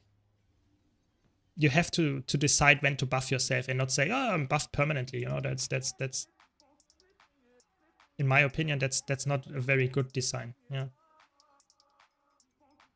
But okay, I mean, I think one feature that I would have really loved in Guild Wars 3 when it comes out would be some kind of infinite dungeon that you can also do solo. Yeah, I always bring that up because that's my biggest hope for the game. That with nowadays features of, let's say, Unreal Engines and stuff, and AI, I think it should be possible to create a dungeon that scales infinitely. So you can get infinite loot out of it. And this dungeon is possible to do, for example, alone or in a 5-person group. Yeah. Oops. Yeah, so that would be one thing that I would really think is really important, in my opinion, that it's infinitely scaling and that you can repeat it infinitely a day. So that if you want to have a grinding day of 10 hours, if you really wanted to, you can do it. I think that's a big concern for me. For example, for raids and fractals in Guild Wars 2, they are kept to some extent. I would like to have something that I can do forever alone if I wanted to do. And you can do it with friends, you can do it alone, it should scale. And it should have some kind of really cool, different layout. That's where the AI comes in. It should be procedurally generated content that changes every time I go in. So something like PoE maps, something like in that regard, a little bit better in terms of longevity. Sounds amazing to me, yeah. I think that would be really, really cool, and it would be a very unique feature of something like Delves in World of Warcraft, something in that direction. Just make it in Guild Wars 2 with a lot of fun, combat, and just design perspective of the game. Yeah. That we really get something that is, I don't know, very unique. I don't know. Would be amazing. Yeah, burst windows are quite fun, but we heard it before that someone in chat mentioned that the burst windows actually in Final Fantasy make it quite annoying for some classes to be played, or they are really not unique because everyone has the same burst windows and stuff and they have to line all the time. I think class uniqueness is very important in Guild Wars 2, and we lost that over time as well, but I feel like if we lose it even more because everyone gets the same buff and the same burst window buff that you can apply, that would be immensely boring. I wouldn't like that. For example, we had Spotter and that unique buffs, you know, like you gives just precision to your allies if you are a ranger, if you use the trait, or you could give condition power if you are an engineer around you. That was really unique buffs, and you wanted to have a ranger for that matter in the group. Nowadays, it's not the case anymore. I get why they removed it, but I feel like that was really an interesting, unique class design. Yeah, the same goes, for example, for warrior banners. I think warrior banners were really unique. They were buffs that you had to place down. And if you could do that, it would give you some really nice option to just deal more damage. Yeah, I think that was really unique and made Warrior worthwhile to run. Nowadays, you don't have that, and Warrior is not really worthwhile to run in most raid groups and stuff. So that's sad. You know, I feel like that was really nice. I think they have definitely. It's a double-edged sword for sure. Sometimes it's really cool. Sometimes it's really bad. It depends a bit how you can implement it. And I think there is no perfect issue. I don't want to have a world where every class applies the same buffs and just have a different color. I think that's boring, and that's somewhere close where we are right now. I think that's a little bit boring. I think it's still fun to play, but it would be way more interesting if you could say, oh, we have this guy that playing a necromancer and that gives us so much lifesteal. That's really cool. I think that's an interesting design decision, but it's not always really the case, yeah, sadly. Yeah. Would it be possible to get some more life through Marauder pieces? Started raiding about 2 weeks ago and want to some HP to learn mechanics. Yes, of course. If you still get the same amount of crits, so don't overcap on crit rate, you can go for Marauder pieces. Yes, for sure. That's not a big problem, actually. You should always adjust your build if you can't survive on, let's say, a low health pool light armor class. Then maybe get a Jadebot core that gives you vitality, or maybe just go for more vitality on your armor. That's definitely okay. I mean, I wouldn't say it should. I agree. It should not be something that you enter and re-enter just to get the perfect one. I think it would be more like you go in and it adjusts. Oh, I'm still on focus. Okay, it's fine. So I agree. It should not be like that. You have to stick to it, and it would be the same thing. But it would be, you know, just different in terms of how the maps plays out. Yeah, that would be my dream. Why is someone going here?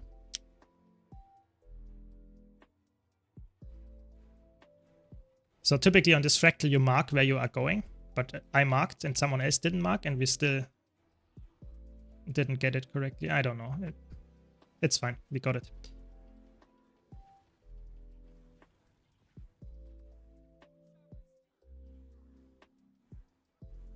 Ooh, that was a lot of damage.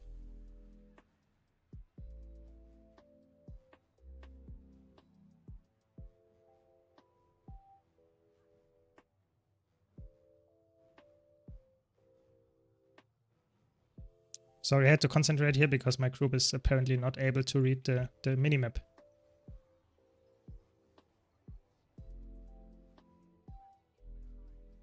Thanks. Glad you like it too.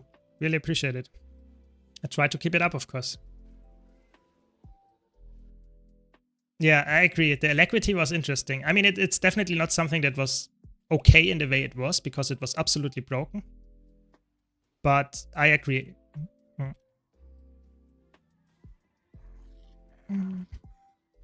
1 second. Get the food. Yeah.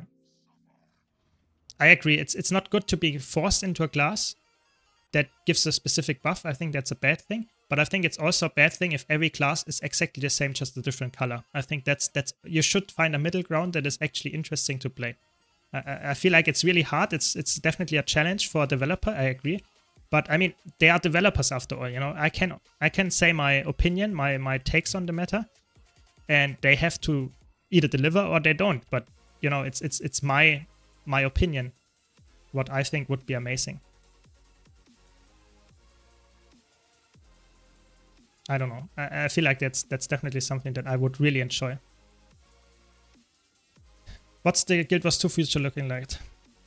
I mean, I'm obviously not no one that actually can tell you this is how it's gonna look like. But the answer to that is probably they are continuing with the Guild Wars 2 yearly expansions that we get now. So Soto, Chantier Wilds, some kind of okay-ish to good release with mediocre follow-up releases for a year. So we get 3 updates that will follow after the full release, and they are okay, but not crazy good. Yeah, not crazy big at least. And then at some point, I predict that they will announce some kind of new project. I'm pretty sure about that, because in my opinion, it's quite unlikely that their full team is currently working on Guild Wars 2. That's just very unlikely in my opinion, because it's just too little content they put out. If you they have the same amount of developers currently in the team than they had with Living Worlds Season 4. That's a fact. Yeah, that's a fact. Living Worlds Season 4 pushed out content like crazy. Back then we had raids. Back then we had new maps every month, every 3 months, 2 months, yeah, that are full-fledged meta events on there. And we had some crazy legendaries coming out. It was absolutely insane. The story was also at some of the highest point, I would say. So in my opinion, it's very unlikely that they are currently working full-time on Guild Wars 2. I think maybe 50% of the ArenaNet developers are actually working on something different. I don't know what it is. I highly suspect it's some kind of Guild Wars 3. I don't know if it will be an MMO. That's a big if. I don't know if that's really the case. It could be. It doesn't have to be. It is probably some kind of Unreal Engine 5 game, because that's what they are looking for. I made a video a while ago about what facts we actually know, what they are looking for, what they are hiring for. Currently, they don't actually hire anyone anymore, so they have apparently filled all their positions, which is obviously quite easy in the current economy state. So a lot of people are looking for jobs, so it's quite easy to actually fill the positions. But still, I think it's a very good sign that they have what they need to get their project done. And I expect to have that happen for the next 2-3 years, to have new expansions for Guild Wars 2 without any news about anything that they're working on, because it would completely financially ruin Guild Wars 2 if they would announce that they are currently working on Guild Wars 3, because people will not invest money in a game that is getting an expansion in the future. Thanks, Riveny, for the follow. Really appreciate it. So that's my take, yeah. And I really hope that Guild Wars 3 will come out as an MMO at some point, because I love the game, and I hope that Guild Wars 3 will be some kind of sequel like Guild Wars 1 and Guild Wars 2 had. That would be amazing. But it doesn't have to be, you know. I don't know anything about anything that comes after Guild Wars 2. So I have no more information than you have. So it's just my speculating, yeah. It's not easy to program. I started programming at C#. It's similar to C++. Yeah. I mean, I know something about programming too, so I'm not a complete noob there. But yeah, I think Guild Wars 2's engine is developed in Maya, which is a handmade engine for Guild Wars 1. So they're using a, I don't know, 20-year-old engine at this point. Even older probably, because you have to start with the engine. So it's older than 20 years. And they still use it for Guild Wars 2. So it's really hard for them to develop new content. Let me check. I think I have. No, it's fine. So it's really hard for them to develop new content because it's actually... Okay, never mind.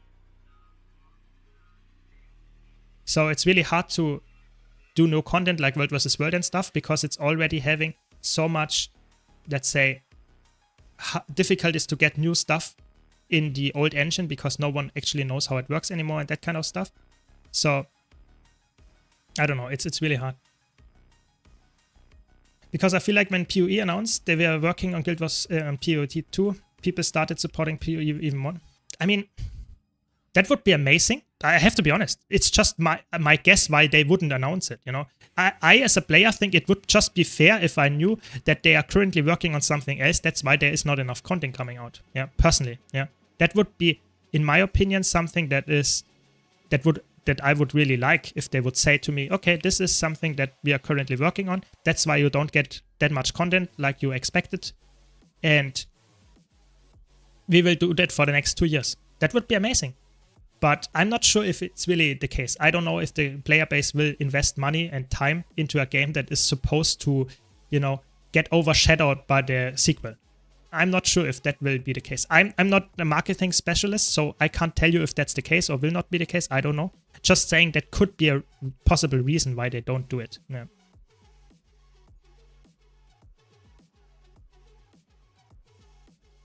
Yes, I will try to come up with the Willbender auto attack healing build. That will be interesting, but it will come up soon. Don't worry, don't worry. Yeah, it's really hard to predict the future, of course. It's obviously, I just can give you my educated guess as someone that is quite, you know, knowledgeable about Guild Wars 2 and can give you some, just the state, what I expect to be currently, but it's really hard, yeah. To be honest, the engine had several problems since launch.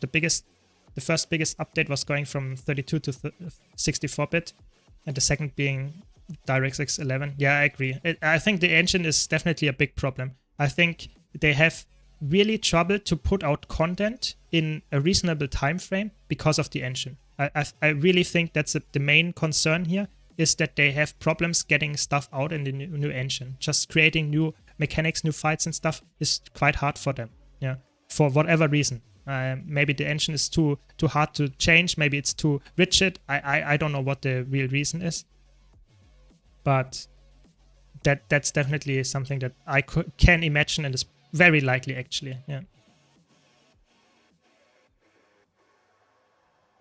Yeah, I agree. I think, to be honest, the business model is debatable if it's really a good one if they do it like that. But the thing is, you know, it's always like if you have some kind of company, you always try to make money.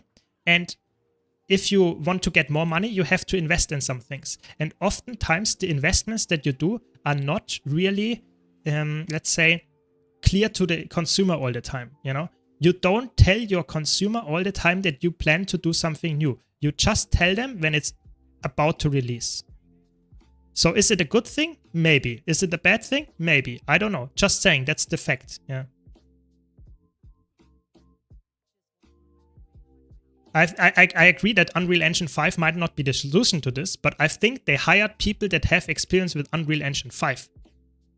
Does that mean it is an Unreal Engine? Maybe not. It could be an engine that is close to that. Maybe it's some handmade engine. Could be. Just saying they hired people that had experience in Unreal Engine 5. That's why I brought it up. Yes, I agree. Unreal Engine might not be the best one, for sure.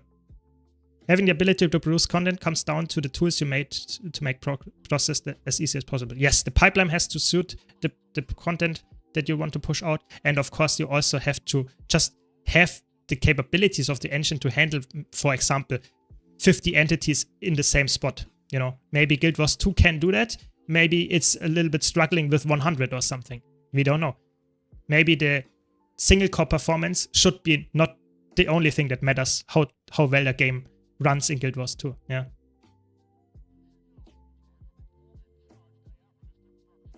So, I don't know.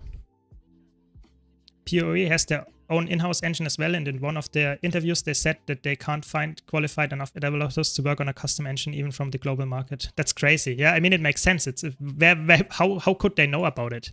It's impossible for them to know. But I mean, you have, if you have your handmade engine, maybe that's helping you develop content. Oh, come on, content in the future, maybe. I don't know. It's really hard. I agree. Maybe it's just for the experience. Probably, actually, you're right. You're definitely right. It's probably they make their own engine or have some kind of specific engine, and they just want to have people that have experience with some kind of engine that is close to theirs, I guess, and somewhat helpful. Yeah, I agree. Yeah. Is it easier to learn Chrono or support Tempest for ranked? I would say it depends a bit on your playstyle. Tempest is ranged, so you can play a little bit safer, but it's also a little bit squishier. So it depends a bit. If you want to be the guy that is focused all the time, then you should play Tempest. If you don't want to be that guy, you should play Chrono. That's the short answer here. I think both of them are fine. They are really, really close. I personally like Tempest actually more, but that's just my take.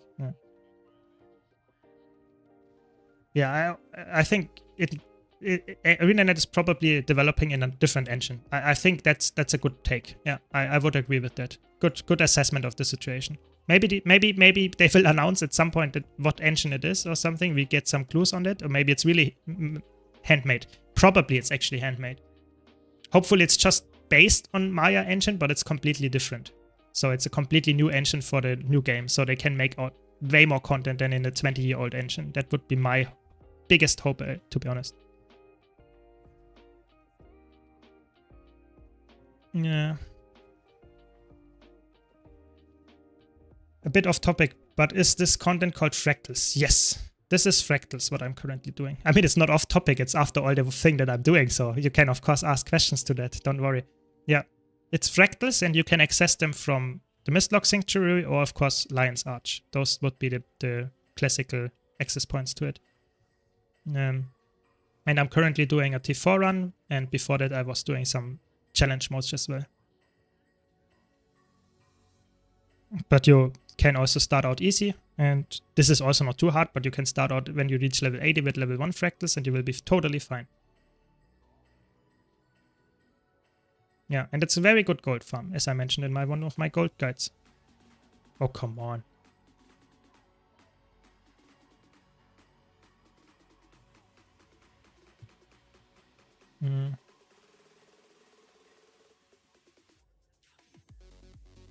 So, what do we need? Is it the correct food?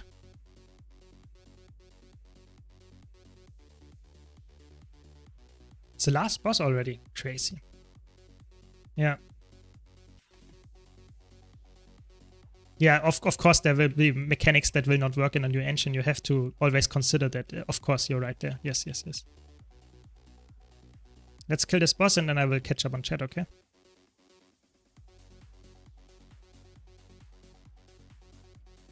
So C at 50%. So be ready for that. Nice. So sad if I don't swap to my sword offhand. So sad. It's fine. Very nice. And there's the kill.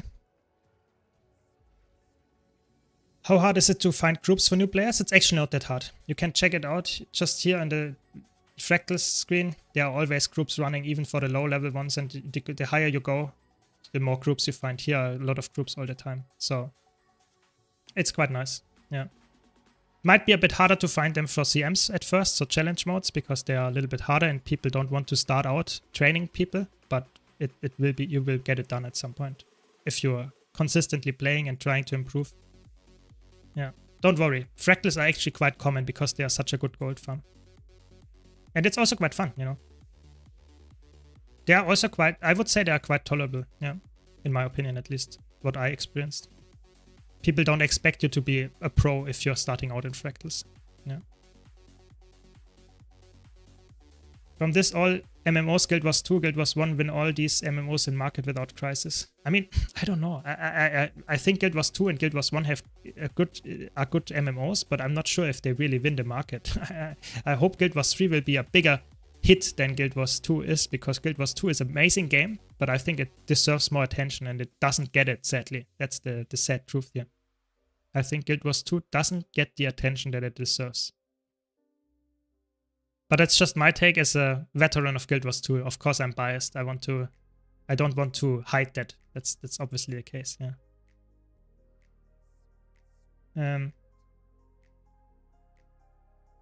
Yeah. I'm a World vs. World main, so PvE content is definitely a complete 180 from World vs. World or PvP in terms of attitude. Yeah, I would say PvE is actually quite friendly. If you tell the people that you're new and you don't know how to do it, or you are not experienced, then they will probably tell you how to do it and they will not be toxic. The only people that will be toxic if you join an experienced group and you say you know what you're doing without actually knowing. That's toxic by yourself. But if you don't do that, you will be fine in PvE, I would say. So just saying, yeah. Let me clean up my bank. I really hate it when stuff is overflowing. And what builds are you using? Why are you so fast? So I'm using current. That was Power Virtuoso, but I was also using this tool here, the Executioner's X, which lets me run really fast. And if I have super speed, it lets me run even faster. So I can show you maybe. No, it don't have super speed on this one. But still, the thing is, it's really low. Let me decrease the sound a bit. Yeah, so that's why it was so fast. Welcome, Roaming Spirit. Welcome, welcome.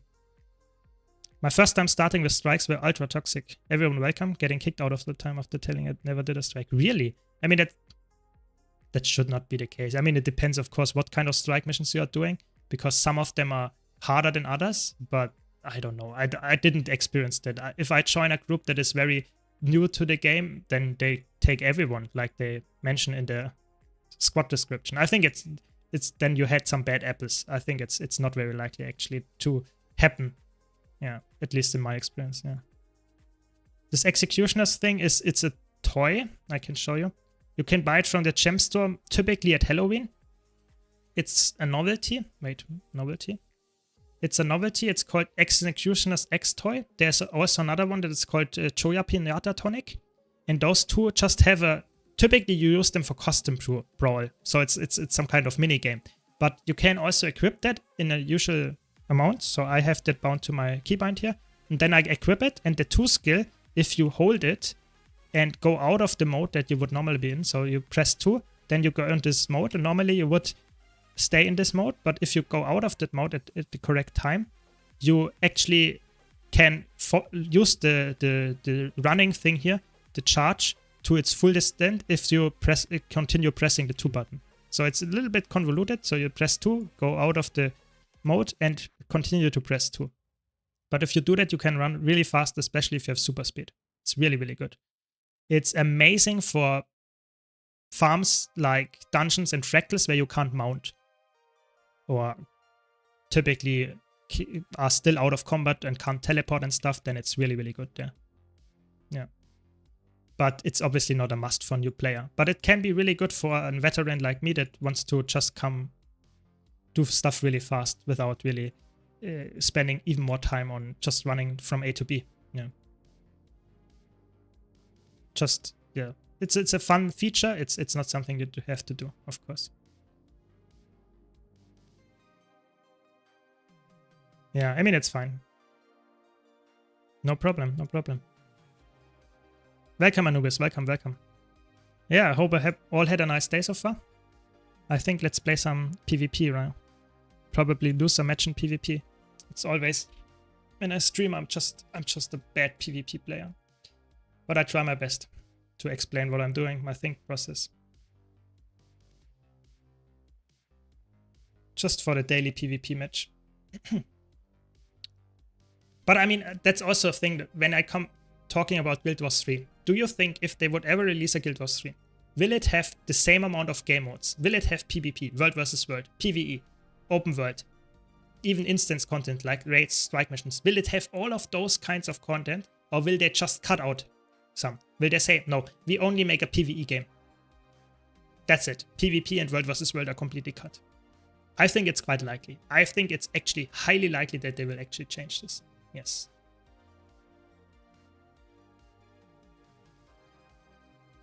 I also run two different... I actually have multiple gathering tools. Yes, it's correct. I will have the same thing. Yeah. Just a question from YouTube. I think Guild Wars 3 will probably launch with less content initially. Yeah, definitely. It will have less content. That much is for sure. That's why it's so hard for MMOs actually to get enough attention, because people start playing the MMO, will reach the end game within a week or 2 weeks. Yeah. And then it doesn't have enough content because they are competing against MMOs that are having 20 years of content. Yeah, it's quite hard to actually have that much content. But I feel like if you have some kind of PvP World versus World in there that has infinite content by itself, maybe that helps the content. Maybe. I don't know. It needs to launch with less different PvE content. There is no need for dungeons, fractal strikes, raids, dragon response missions. Yes, I think Guild Wars 2 launched with that. I mean, I know Guild Wars 2 didn't launch with that as well, but they developed it over time. They tried different things, and I hope that they will stick to one thing. I personally think they should stick to 5-person content like dungeons, and maybe bring out another thing like open world or strike mission raids. But don't do raids and strike missions, that's confusing. Don't do fractals and dungeons, that's confusing. And cut dragon response missions altogether. Yes, definitely. I don't see competitive modes getting cut. It brings in the entire different demographic players. This is what they want. Yes, I agree. But it's also quite hard because they have to keep developing that and balancing it. Maybe that's not what they want because it's too much of a hassle to actually get this content going. I don't know. Maybe it's good. Maybe they can do it. But if they can't, they would probably cut PvP the first second because it's by far the least amount of people playing it. Yeah.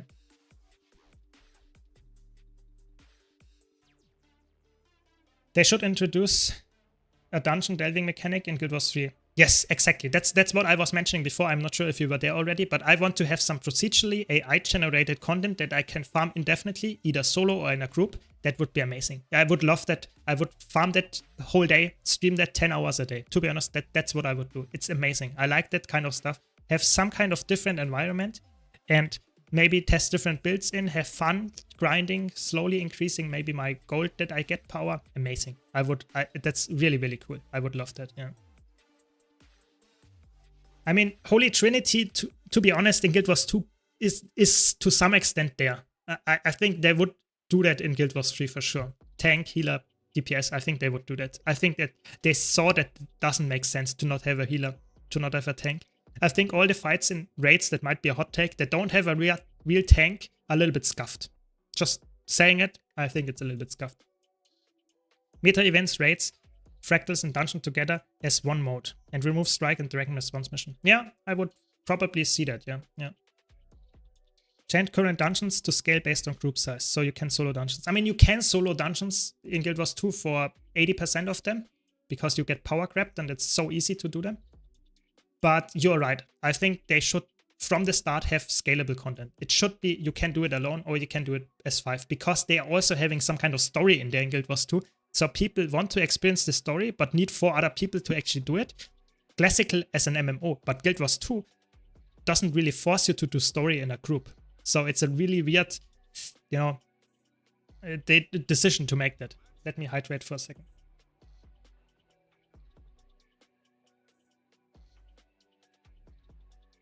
But I totally agree with that. Yes. I do have a solution to all this. Okay, I'm happy to hear it. Let me know. I don't go close, guys. I don't go close. I can tell you. Oh my god, we have Chloe against us. First, we have these things called Hensmen to help solo players. So you're talking about Guild Wars 1 now. Yeah, I guess. Maybe. Could be. But I think it's in a new game, to be honest. Let me focus on the game for a second. I don't want to grief here.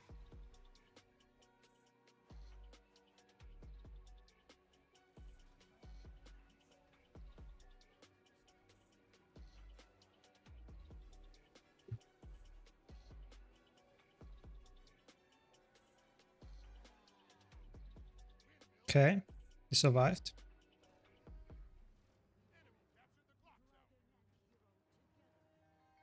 Let me leave.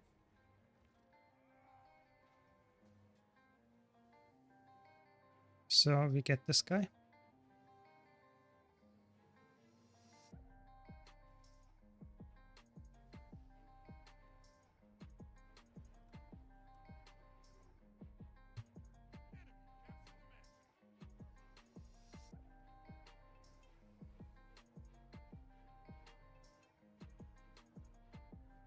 Okay, we got it. Can we get this kill? Maybe. Oh, that was a nasty CC. But we got the kill here. That's such a close match.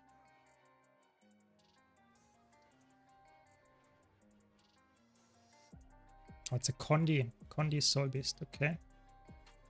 I mean, I guess I focus her. Nice. I got the dodge.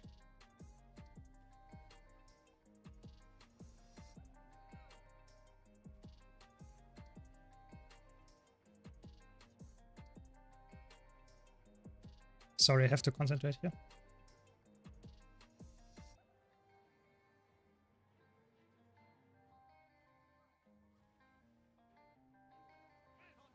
I think we have her.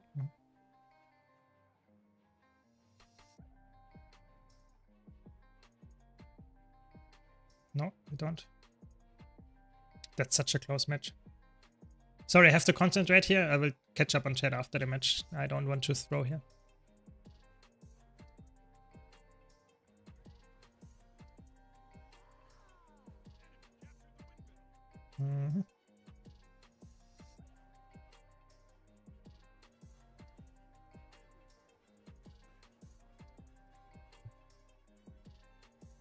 That's weird.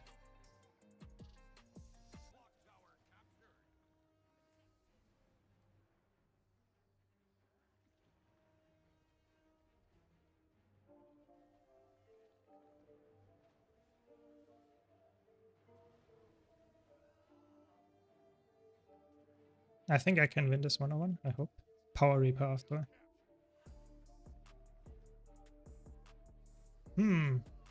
I mean, we have a 3 cap because they are spawn camping us here, which is obviously not what you want to do. I mean, it's after all a competitive conquest mode, so you...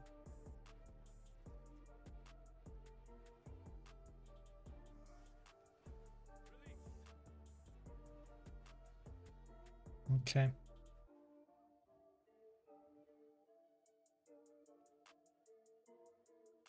I guess I'm dead here, okay. Yeah, yeah. I mean, I don't know. Revenant Shortbow is okay. Revenant Shortbow is, sadly, I would say, for solo content, it's really good. For competitive modes, it's, yes, somewhat okay. But for PvE, typically you just play it on a Condi. But even on a Condi Renegade nowadays, you don't play it anymore because you want to use Spear. Spear is just better in PvE.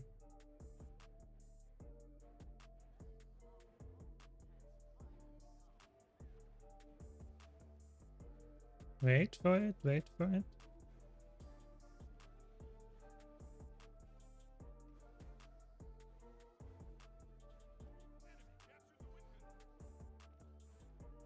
Okay. Okay, wait for it. Get this kills done. Okay, okay.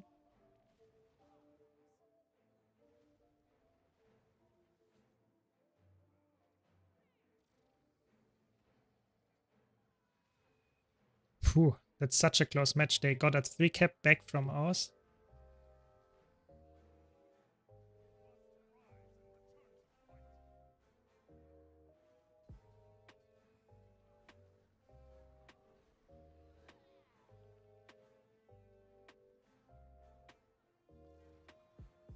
Ooh, that's I try my best here to survive, but I feel like I'm dead. Condis keep ticking. Yes, Shortbow Renegade is, like I said, in competitive modes, Renegade with Shortbow is actually a decent choice. But in PvE, I feel like you're outclassed by Spear. That's just how it is. Sadly, that's how it is. Yeah. Yeah, Spear and Shortbow is really annoying because you have so much range and you have so much condi pressure, it's actually crazy. Yeah.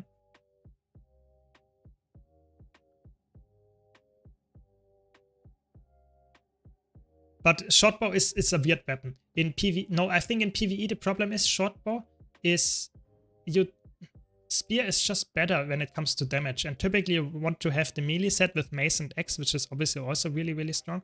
So it's actually really hard to find a slot for the shortbow in a condi build in PvE. You can make it work, of course, in fractals where you need the range.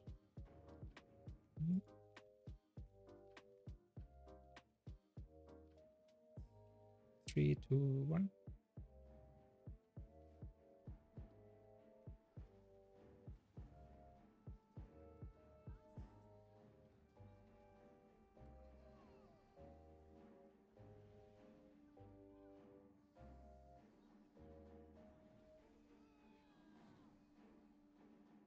That was a nasty confusion burst, I have to admit.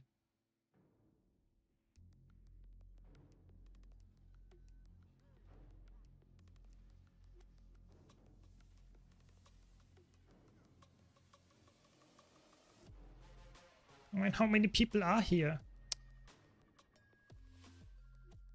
At least my team got the map. Should have died on point here.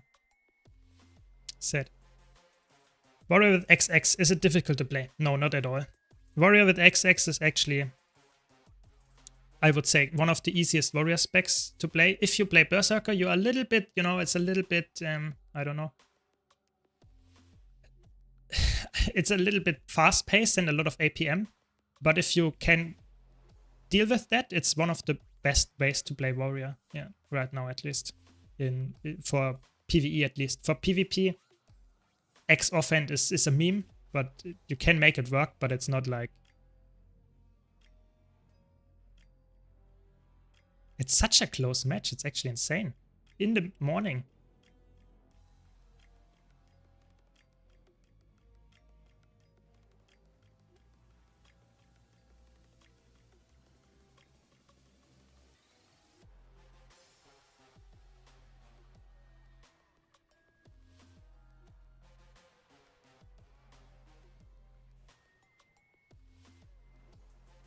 Okay, nice, we got the kill. Guess we go for the cap now.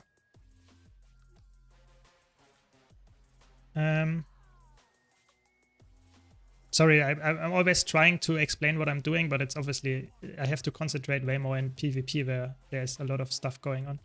This is the Power Reaper again. Is it some kind of hybrid Reaper? I don't know. Nice bleeding as well.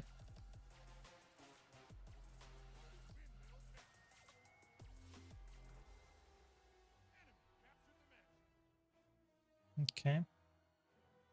Wait until the teleport runs back out. Okay, now we can teleport back in. What? How did that not... Thought it was in range. Okay, we got him. Now we can go on this guy.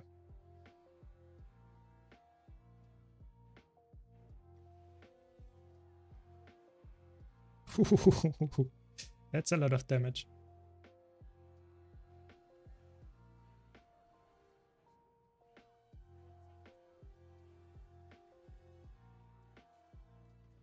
Okay, I hope we kill this guy again.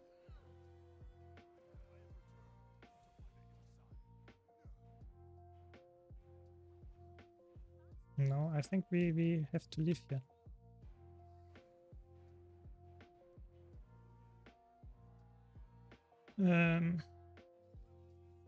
Okay, now I can go back in, I guess.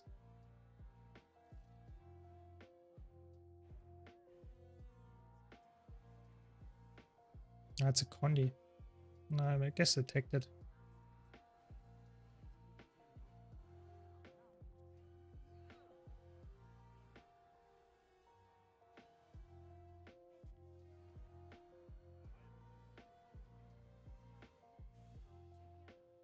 If I can win this, that would be amazing. If I lose, it's not that good, obviously, because we are in a tough spot right now.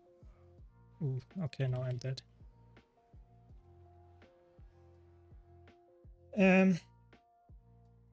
I will explain why it doesn't matter. Anything about PvP or world versus world connect. Reason being is somehow optimizing build, min-maxing in a game that has progression system as Guild Wars 2. I mean, yesterday we got 25-man group wipe on EOD meta, and one guy said people less than 4k DPS. My man.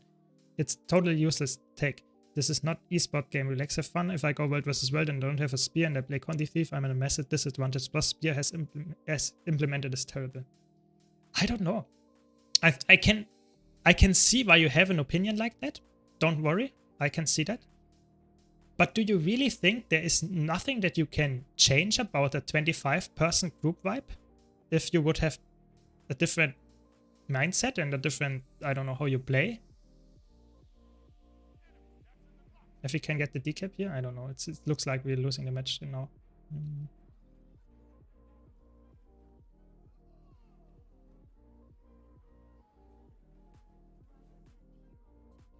I guess we got the decap here. Ooh, I'm not sure if we can win. Did we get a kill here? But we lost close. I think it's lost. Sad. We tried. We tried.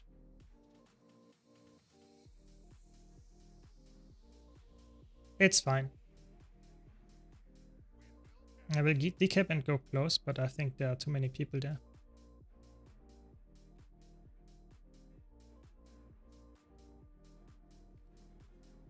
Oh, we got the decap. Insane.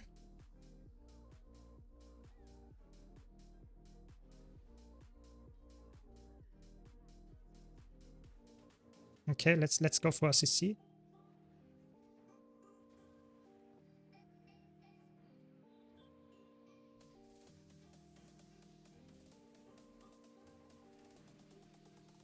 Okay, we got it.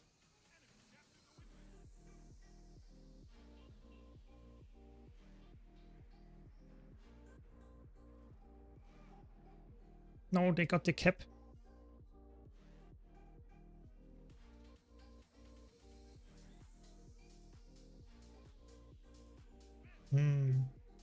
They got the cap. That's the downside. Sad. We almost got it.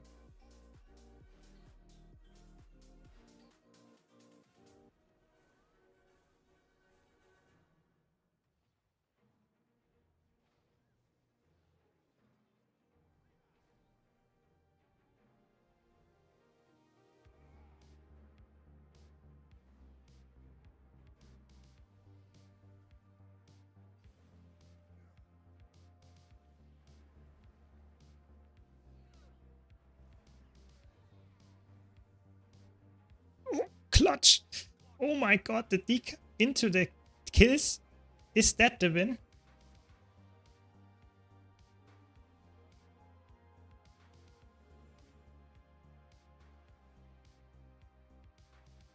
Nice. Oh my god, 99. Did they get a counter kill or something? Oh no, we have to go for the contest on middle.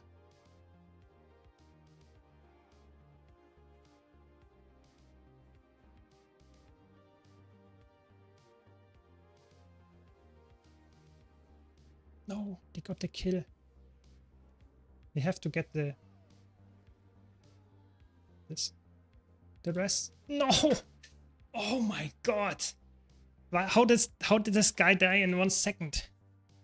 Oh my god. That hurt. That was a clutch match. I have to be honest. That was amazing. Hope you had fun watching it. Sorry that I couldn't talk, but that was a fun match. That was fun. Yeah, I would agree. I think, to be honest, Guild Wars 2 combat to master. Yeah, let's talk about it. Guild Wars 2 combat to master is one of the hardest combats of an MMO to master. Straight up. Because it has so many different levels that you have to keep track of. Yeah. And this is just baseline without any designed encounters. And that's why it's so hard for a casual player to actually play very well, because they just don't understand the combat to an extent that you need to actually to get to a very high level of DPS. You don't have that problem when you play LI builds or something like that, but typically people don't inform themselves a lot. So that's a big problem. Yeah. But the thing is, in open world, people don't really care because you get the reward anyway. Yeah. So it's very casual friendly. But when then something doesn't reward you because to some extent, people die anyway, because even though it's really easy, there was some kind of mechanic that killed all of them. That to some extent then leads to frustration, even in the casual community, and toxicity. And I think that's a really bad thing. Yeah. So I personally would always say you should make the game about the majority of the player base, but you should also give the option to make it hard. And that's what Guild Wars 2 tries to do. But open world is the place where a lot of easy stuff happens and people expect you to get rewarded all the time. That's my take on the matter. Yeah.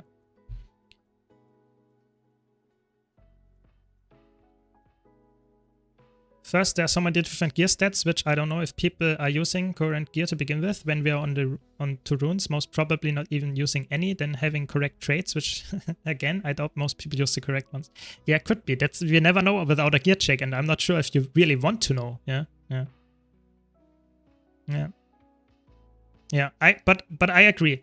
You should have tryhard content or somewhat tryhard content with raids and fractals, maybe even PvP and world versus world.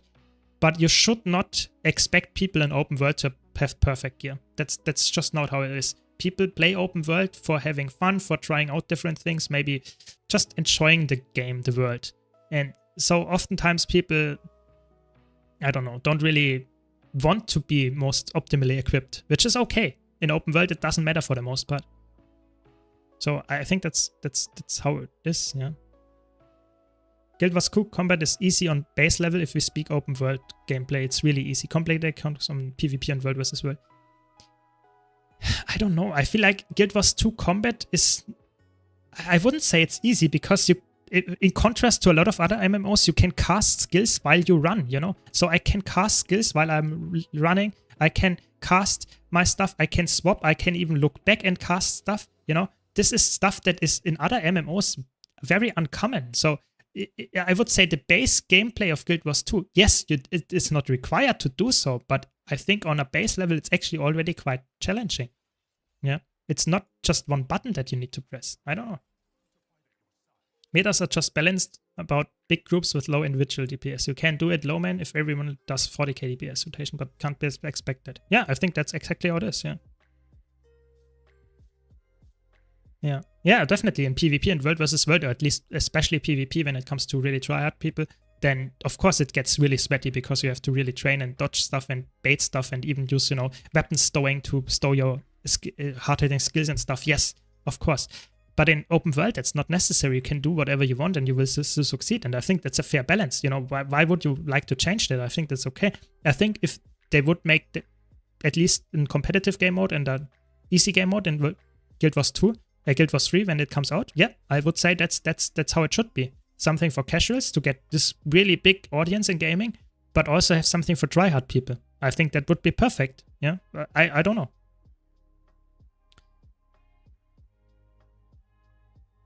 Yeah, Guild Wars 2 is quite old now. I feel old as well if I talk about 10 years ago when I already played Guild Wars 2. Yeah, I know the problem. Yes. It's when people say Thief is not popular because it's hard and it's amazing to learn the game, in my opinion. Yeah, I would say you should always, that's the most important part when people ask me what Elite Spec is the hardest or easiest to play and they want to know the easiest to start with. You should play the one that is actually fun to you. It might be that Thief is a little bit more challenging than others, but you should still go for it if you are an assassin enjoyer. Yeah, that's my take. Yeah. The biggest challenge coming from other MMOs is the jank, to be honest. Okay. This game feels very different from other MMOs right now. Yeah, I agree. It feels... I played other MMOs and I feel like other MMOs are very focused on acquiring gear and getting better into your build and stuff and sticking to your combat and stuff. But it's never really about understanding how the game actually functions. Yeah, because in Guild Wars 2, to get a better player, you have to understand how the gameplay actually works. Yeah, how your attacks work, how your attributes work in conjunction with each other. And it's not necessary in open world, so you have a big split for the people that actually do want to get better and the people that don't. The 80% that stay in open world don't need to get better. But the 20% that want to get better, they have to have a really big step. It's a really steep learning curve in Guild Wars 2 to actually get to a level where you understand every single mechanic in the game. Yeah. Yeah, I would agree Necromancer is quite an easy class to start out with. That's true. I always did 25k DPS with my Power Scrapper, and auto take only is 23k already, so get help from SC help desk, and people help me with simplified rotation that gets more complex the more comfortable I get. Like now I did 33k DPS without toolbelt and slowly including toolbelt now, but easy to learn, my ass. Timing is tight and Scrapper is all about queuing every single skill. Yes, I mean that's often the case. I feel like when I play a build that I don't know a lot about, in a PvE, a DPS build, it's often quite hard actually to out DPS the LI builds if you are not a good player. Just because the LI builds are made for just pressing a few buttons, whereas the normal builds, the really try-hard builds that reach over 40k DPS, they are about every single possible reason to play it fast-paced, to make queue up skills, to cancel aftercasts, to just have everything perfectly executed. But that's not always the case. So LI builds often, for I would say, over 50% of the PvE players is probably the best choice for you going for LI builds, because you will probably not train on the golem for hours to actually get the rotation down, which you then probably will not succeed anyway on a real fight in a raid boss, because you have to do mechanics. So yes, I would say it's definitely a big problem in Guild Wars 2. Yeah. Need something like PvP or World vs. World, but not have some brain aspect of open world to world versus world in that some way of just play the game. I mean, yeah, maybe. I don't know. It's really hard. Yeah. I'm sorry. I'm sorry. It's just my... I don't know. Exactly. It's for me, you know, I'm not a native speaker. So I try my best to not use any M's and stuff when I speak. And this is, I think I succeed quite well with that nowadays, but often when I express my opinion, when other people express their opinion, I feel like I want to mention as well that it's not, that's my opinion. And sometimes it's a little bit, you know, I don't know what to say. And then I say, I don't know. And that's a really bad thing to say. I agree. Very good point. I try to really concentrate on that and don't do it again, but it's really hard. It's really hard. Should only say it when I really, you know, don't know about it. Yeah. Play what you find fun. Some people who are impaired need those builds, and they're glad that exist. Yeah, exactly. I think it's really good that we have those builds. I actually want to make way more builds of that caliber. Yeah, I really want to. I think they are really amazing for people that have some kind of impairment, or just people that don't want to engage too much. You don't want to have spamming all the buttons all the time. I think that's completely fair. So it's really good that those builds exist. And I have to be honest, I also think it's good that those builds reach quite high numbers while still being a little bit lower than the other DPS numbers. I think that's completely fair. To be honest, it would be horrible for me if you have an LI build that reaches 45k and you have a really try-hard, let's say 60 to 100 APM Viva build that reaches the same number. That would be horrible. It would be way cooler if you have some kind of gain that you would get if you play really good, really well on a specific build. That would be amazing if you then have just a single thing that improves it, you know, by 1k, 2k or something like that. That would be amazing if you have that. But I think right now it's exactly the same in Guild Wars 2. It's like that. You have builds that are quite easy to play, and you can perform quite fast and reliably on them. But if you want to get 3 to 5k more DPS, you go for a really try-hard build and you really try to actually get it done. It's not always possible for everyone, but I think if you put enough time in, you should achieve at least some numbers that are higher than an LI build. Yeah. I don't know. My wife is terrible at this game, but she has run playing the Auto-Tech Hammer Guardian DH build, and it's fun to her. Exactly. I mean, it's also really strong. It reaches 33k or something. It's really good, you know. A lot of people, especially in open world, don't achieve that number, not even close. So you can play an LI build and still be top DPS for the most part. So yeah, that's how it is. I'm amazed at how many times in dual dagger thief only build if I poison stealth attack because you're unable to stealth again. But that miss cost me another poison apply, which in turns cost me 10k DPS. Yeah. I mean, there are a lot of things like Thief, or even to the most part, a lot of builds that are really try hard, like Scrapper and stuff, where you have to queue stuff, and if you get one queuing incorrectly, so sometimes you have a queue and then you use a skill that interrupts the queue, and then it gets, for example, the aftercast interrupt something or whatever, and you have a full skill going on a interrupt cooldown. That's horrible. You lose so much DPS from that. And it's the same with Thief, of course, especially if you use the Spear Thief, which is obviously one of the hardest builds to play right now. So it's insane, some builds, to perform very well on them, especially in real fights where you have, let's say, environmentally pressure as well, or some kind of other things that you have to take care of, like mechanics. So it's obviously really, really challenging. But if you can do that, I think it's amazing if you get more DPS than an ally build. I think that's a very good balance, in my opinion. Yeah. Have you told them about the one-head Berserker build? Yeah, I mean, I wanted to make a build guide about that as well, about the Quickness Berserker build, where you have so high APM and then you get the same number as, I don't know, Quickness Deadeye. That's a little bit higher, of course, but still, you have a Quickness Deadeye presses less buttons in the whole fight than a Quickness Berserker in the first 10 seconds of a fight or something. So yes, it's a really interesting build. It's the face roll build, yes.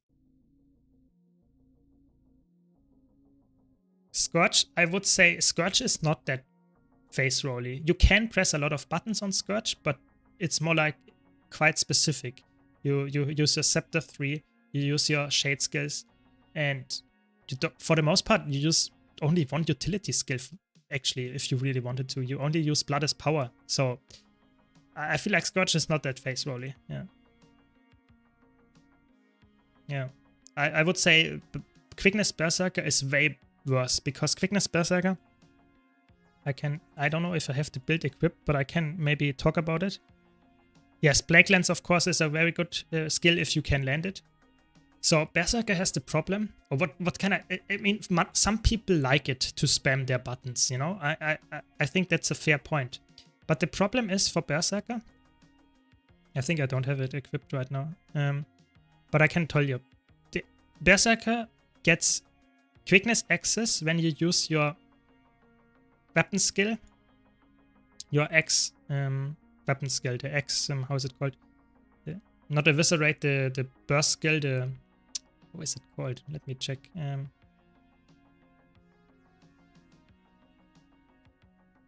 Decapitate, that's how it's called. You spam the Decapitate. Decapitate is a skill that if you hit it, it resets its cooldown. That's already quite spammy, yeah. But then you always hit that to apply quickness. Then you use another skill to refill your adrenaline bar, which is typically Cyclone X and Throw X and that kind of stuff, or X5 and X4. So you use those to refill it, use Decapitate again. And then you repeat that loop. And all of those skills have such a short cast time that you have to do that all the time, because they also have a very short cooldown. So that means that you spam attacks to refill the burst skill, then you use the burst skill, which resets in cooldown, and you repeat that process. So the APM of this build is really high, and it's very spammy for that matter, and people that like that enjoy it. But a lot of people that play Warrior or other specs are not particularly fond of this build, because it's very, very spammy, and it's just the by far best option, you know? So yeah, I don't know. It's not for everyone, that much is for sure. It's amazing that the dual pistol power build Thief build basically does one spell and does 35k. Yeah, that's really good, I agree. But there are other builds, like I already made a build guide about the low intensity Spellbreaker, low intensity Dragon Hunter. All of them actually get quite similar results. Of course, sometimes it's 1 or 2 buttons that you have to press. I will also release a build about Untamed. I already have one about Soul Beast. So there are a lot of builds for, I think almost all the specs have low intensity builds that reaches over 30k DPS with, let's say, 0 to maybe 7 buttons or something. Yeah. So the APM are really low on those LI builds that I want to come up with, and I think people just don't know about them. The pistol one is obviously one of the most infamous ones, I would say, because people always think, oh, that does so much damage from range and you don't have to press any button. But like I said, the DH build with the hammer you can press no button anyway as well because it's the auto attack, and you reach 30k too. And you also apply permanent protection to your group, which is obviously sometimes for a healer even very hard to do when you play DPS. So just saying, sometimes you have to be more open, and there are a lot of other ally builds as well. It's not only about the dual one, but it's obviously insane that you reached it on range as well. Yeah. If you play data in World vs. World or PvE, you automatically charge with criminal charges. Maybe. I mean, in PvE, I think it's okay. In World vs. World, I would agree. And World vs. World, it's really annoying to fight a data. That much is for sure. Yes, of course. Yes, the help desk told me Berserker would be the best after Scourge because the whole profession can be summarized. It's decapitate time. Yes, it's if you play Spellbreaker and Bladezone, you don't have that skill, so you don't have that problem. But as soon as you go to Berserker, it's just the best skill. You know, a skill that resets its cooldown if it hits, it's just made for PvE. And it hits hard. So why wouldn't you spam it? Yeah, that's just, sometimes you have to accept it. You know, that's the first thing to understand. You will have to accept it first, and then if you like it, then you play it. If you don't, you play something else. I think not a lot of people actually enjoy that play style. I personally don't mind, but I think it's too inflexible in what it does typically. It's too niche. It's only power DPS, and it does a lot of power DPS for a quickness build, yes. But I like to have some impact on my group in support and flexibility and utility and stuff as well. So typically I play something that has a little bit lower DPS, but I can swap around stuff like giving stability, like bringing CC and stuff. That helps a lot. And Berserker struggles a bit with that. Yeah. Welcome, Alison. Welcome, welcome.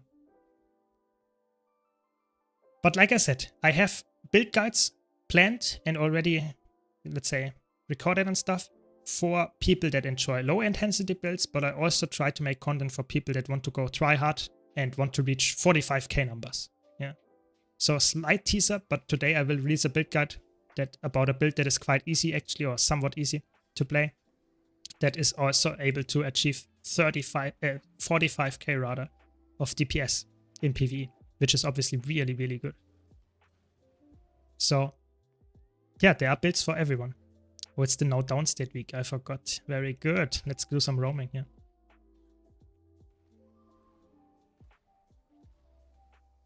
Yeah. I feel like some professions playstyles as first character just enforce very bad habits that make you learning other classes very hard to learn. Yeah, that might be true. But the thing is, you can break habits.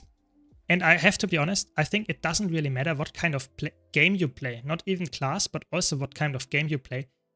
The first impression and the first choice of character or the first choice of how you play the game will heavily impact how much enjoyment out of the game you get and how long you will play it, and of course how much bad habits you develop. That will always be the case. It doesn't matter which game you play, because it's very hard for you to not try to make the best out of your time at the first playthrough, but at the same time you might not see how the game is actually played because you have just one biased perspective. Yeah, that's just how it goes, especially in MMOs where you have different characters or different classes to play. Yeah, if I'd started with Mesmer or Engie, I'd have quit the game after a week. Yeah, I mean that's a sad part. If you think about that, if you already as a veteran that actually enjoys the game, things like that, like let's imagine how many people quit the game, Guild Wars 2 specifically, because they did not enjoy the first few minutes of a class or the first few hours.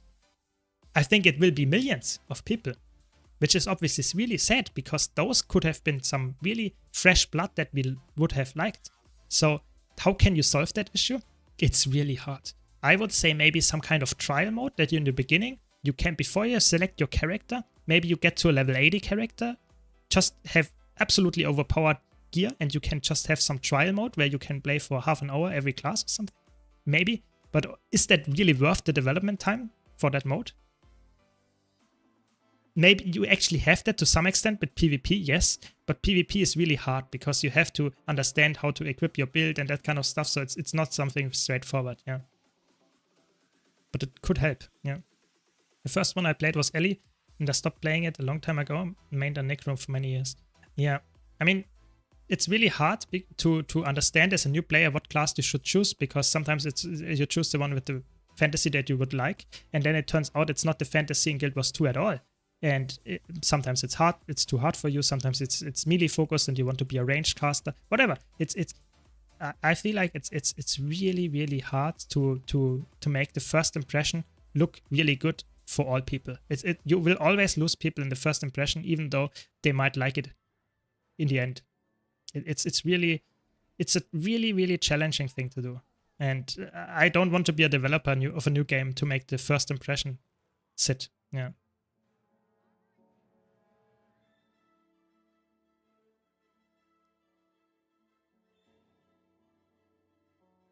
Yeah, it's too much. I would agree. It's too much to make a test game mode. It's maybe if you make a new game, maybe you can do that, but not in an old game. It's too much to actually do that. Too much effort. Yeah, I agree. You know, there is a trial boost in level 81. Yeah, that's true. I agree. Yeah, I agree. You have that in the level 80 boost one. I forgot that. But the thing is with the level 80 boost is, first of all, it's you create your character, and then you can use the level 80 boost. So that means that the people typically don't even know that this exists, this trial mode, before they create their character. So I think that should be in the character select screen. So it should tell you, try this character now, and then you can go back to it or something. And second of all, you have to delete your character if you want to make that, or if you want to remake that. And it's also not a free-to-play feature, so you have to have an expansion for that. But I think it's the first step for sure. It might not be the best map to test it, and they also all have Celestial builds and stuff, so might not be the best, you know, showcase, because they all are somewhat the same build with a different color, but still, I think the type is okay. Yeah. Yeah. In an old game, it's better to give test server with a character. You create all legendary stuff. I don't know. I think a test server is also something that you don't really want for an MMO like Guild Wars 2, because then the small amount of content that you actually get will also be somewhat known beforehand. So I think that's also not that good. I think I think changes like that will not happen to Guild Wars 2. Maybe for Guild Wars 3 we can have that, but I don't know. The class system in Final Fantasy XIV is amazing. I think that's the best part about the game. That's my opinion, but still, I think that's the best part about Final Fantasy, is that they have class swap on a character. That you can have this one character with all classes. That's amazing. That makes it very easy to play for new players, to just try out different things. It's amazing. I started Ranger, swapped to Thief, and now I'm Thief main. Well, it's a flashy thing, but you have easy option for test. You have a room for test builds, so you could make a preset character builds. Yeah, I mean, that would work, but it's also needs some updating, and I'm not sure if the devs always know what kind of builds they want to have there. I don't know. I think they will never implement that. I'm a new player playing Mesmer, recently logged Chronomancer. Yeah, that's amazing. Chronomancer is really, really good in all game modes right now. So have fun with it. It's a really good one. I mean, you can play... I mean, in Guild Wars 2 you can also just play one character, but you're right, of course, if you want to play multiple professions, you will not have that enjoyment. You need multiple characters for that. Don't use a boost. No. Yeah, I think the problem is that you start out with a core spec, and a core spec, like for example, even core Elementalist might seem very slow paced, but if you get to the maybe end game with Catalyst, it's completely different. It's really fast paced. And even for classes like Guardian, it's the same. It might seem very slow paced, but if you get to Willbender, it's extremely fast paced. So it's really hard to make it actually quite easy for a new player to say, okay, this class is for me, because the beginning might look completely different than everything else. So maybe, to be honest, I should recommend new players to use the boost without using it, so that you can try out a new class and check if it's at level 80 what you want to see. And then you go back and level the class yourself to actually understand how it works. Maybe that's better, but it's obviously a way harder thing to suggest to someone, because it's obviously involving a lot of knowledge about the game, how it works, how the level 80 boost works. I think it's really complicated, yeah. I'm struggling to surviving as a power cloner. Do you have any advice on how to improve or alternate Mesmer builds for open world meta events? I think the problem is, if you play Berserker, it doesn't matter which kind of... So Berserker gear, if you play that on Chronomancer, for example, you will always be squishy. So you just have to play the modes, strike mission rates, bosses more often, and understand when to dodge, when to move out of a mechanic and stuff. And yeah, that's just the sad truth. I can't give you a tip how to survive. Of course, you can swap in some Marauder pieces or even Demolisher pieces if you wanted to, but typically making your build worse is not the solution. You should just try to understand the mechanics better. But of course, if you're an open world solo builds, I have an open world solo, 2 actually, solo builds for Chronomancer as well that you can check out if you want to solo bounties and stuff. But other than that, I would say just try to understand which attack got you killed or which attack got you in downstat and stuff to maybe dodge it next time or avoid it and stuff. Typically in Guild Wars 2, the stuff is quite well telegraphed, and stuff that hits you in group content is typically your healers should take care of and heal you and give you protection. So just saying, yeah.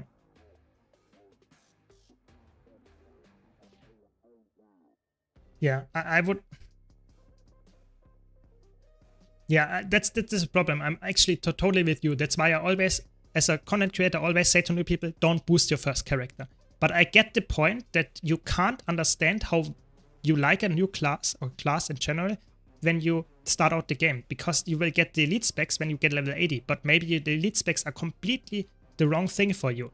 But you don't know that in the beginning. Maybe you are Willbender main because it's so fast-paced, but you are starting with a Guardian, see it's really slow and you don't like it and you go for something else, or maybe even quit the game because you don't know that. So it's really hard. I think it has advantages and disadvantages of using the boost.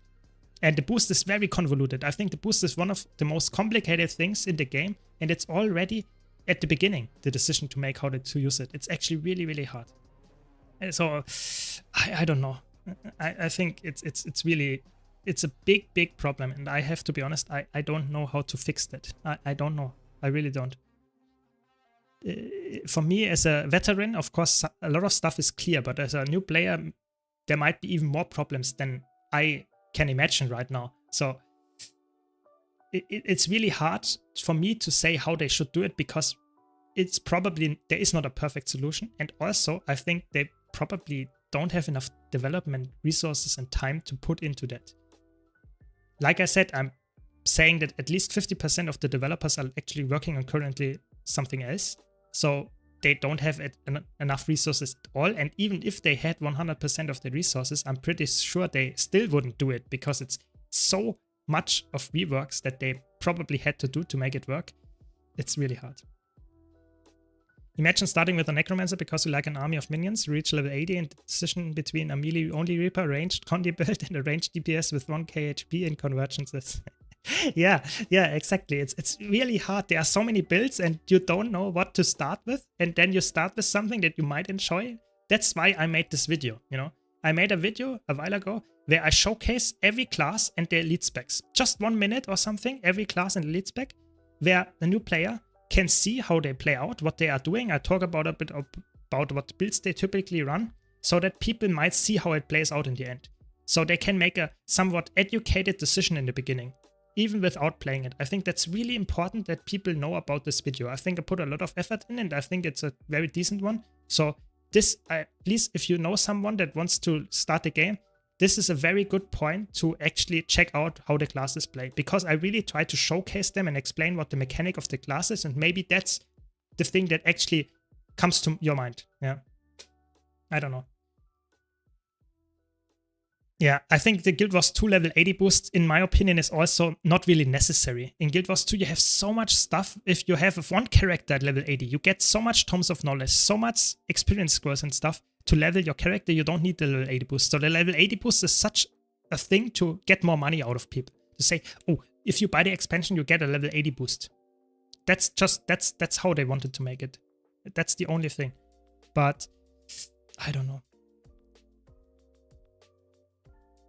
The world today go comfy with entering an MMO as a new player and instantly get a boost to level 80. Yeah, it's definitely, and I think it's a big problem, because that means that people do that, get level 80, think, oh, I can go in the end game. Then they do the end game. Either it's very easy because they expect people to do that and it's boring, they quit after a week, or it's too hard for them because they don't read their skills, and then because there are obviously a lot of skills when you get level 80, and then they quit the game because it's too convoluted, too much they don't understand.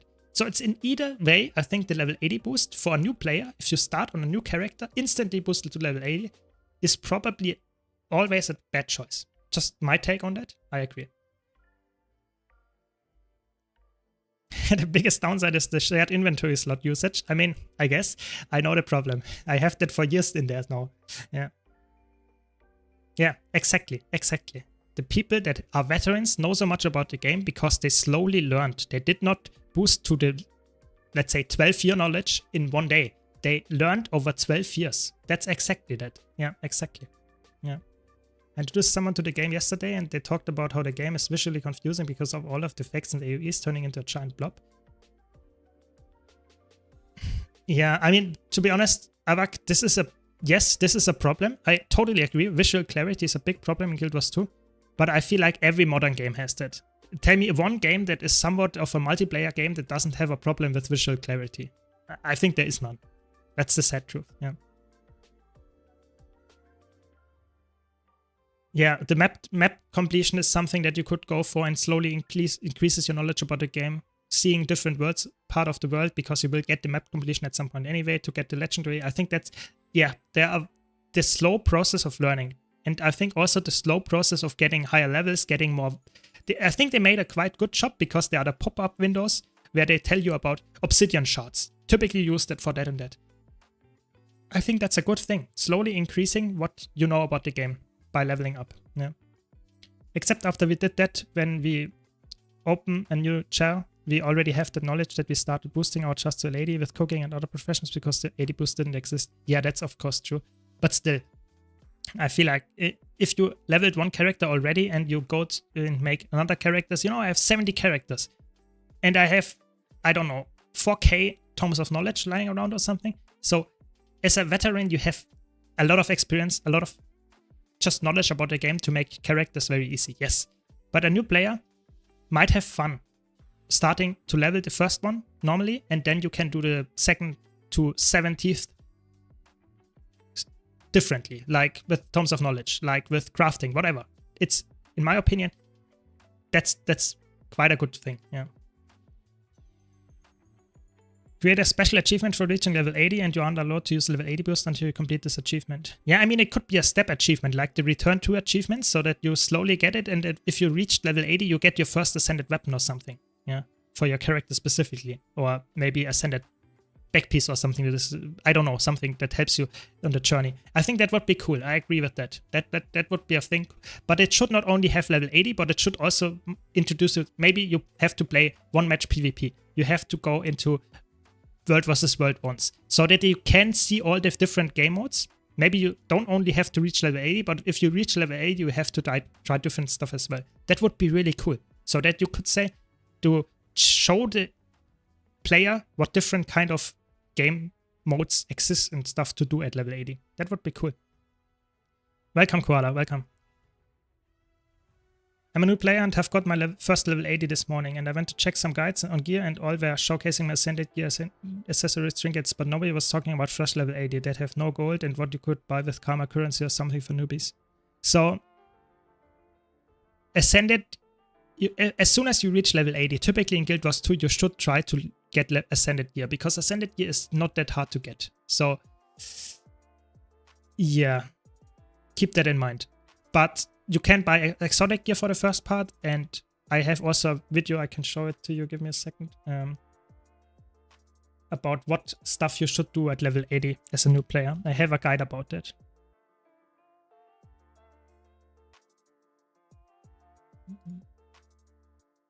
Here we go.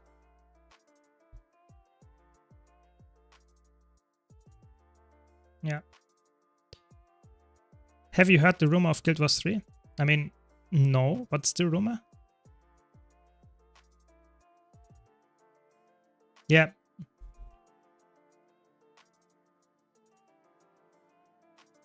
Yeah, of course, it's true. Yeah. Boost item. You should, of course, the boost items are really weird. Yeah, definitely. Talks began. There's a thread somewhere about it. Okay. What talks? It would be interesting. I will read that later then, if that's true. Yeah. Thanks for the follow, Valerius. Really appreciate it. Yeah. I also, thanks for the follow, Haboom. Yeah, really appreciate it. And I think I have to stop today's stream today. So thanks a lot for watching. I hope you had a nice stream, entertaining stream with me. I had a blast. It was really fun. Have a nice weekend. Thanks you all for watching. Be sure to check out my YouTube channel if you haven't already. We will have a very big legendary giveaway soon, so be sure to check it out on my YouTube channel. And yeah, thanks a lot for watching. Have a nice weekend. Sorry, potatoes. Sorry, really sorry. Just I have some other stuff on my mind today. Yeah. And see you later, I guess. See you around. Thanks a lot for watching. Thanks for all the follows and the subs. Really appreciate it. See you around. Later. Yeah, later. Later, someone. See ya.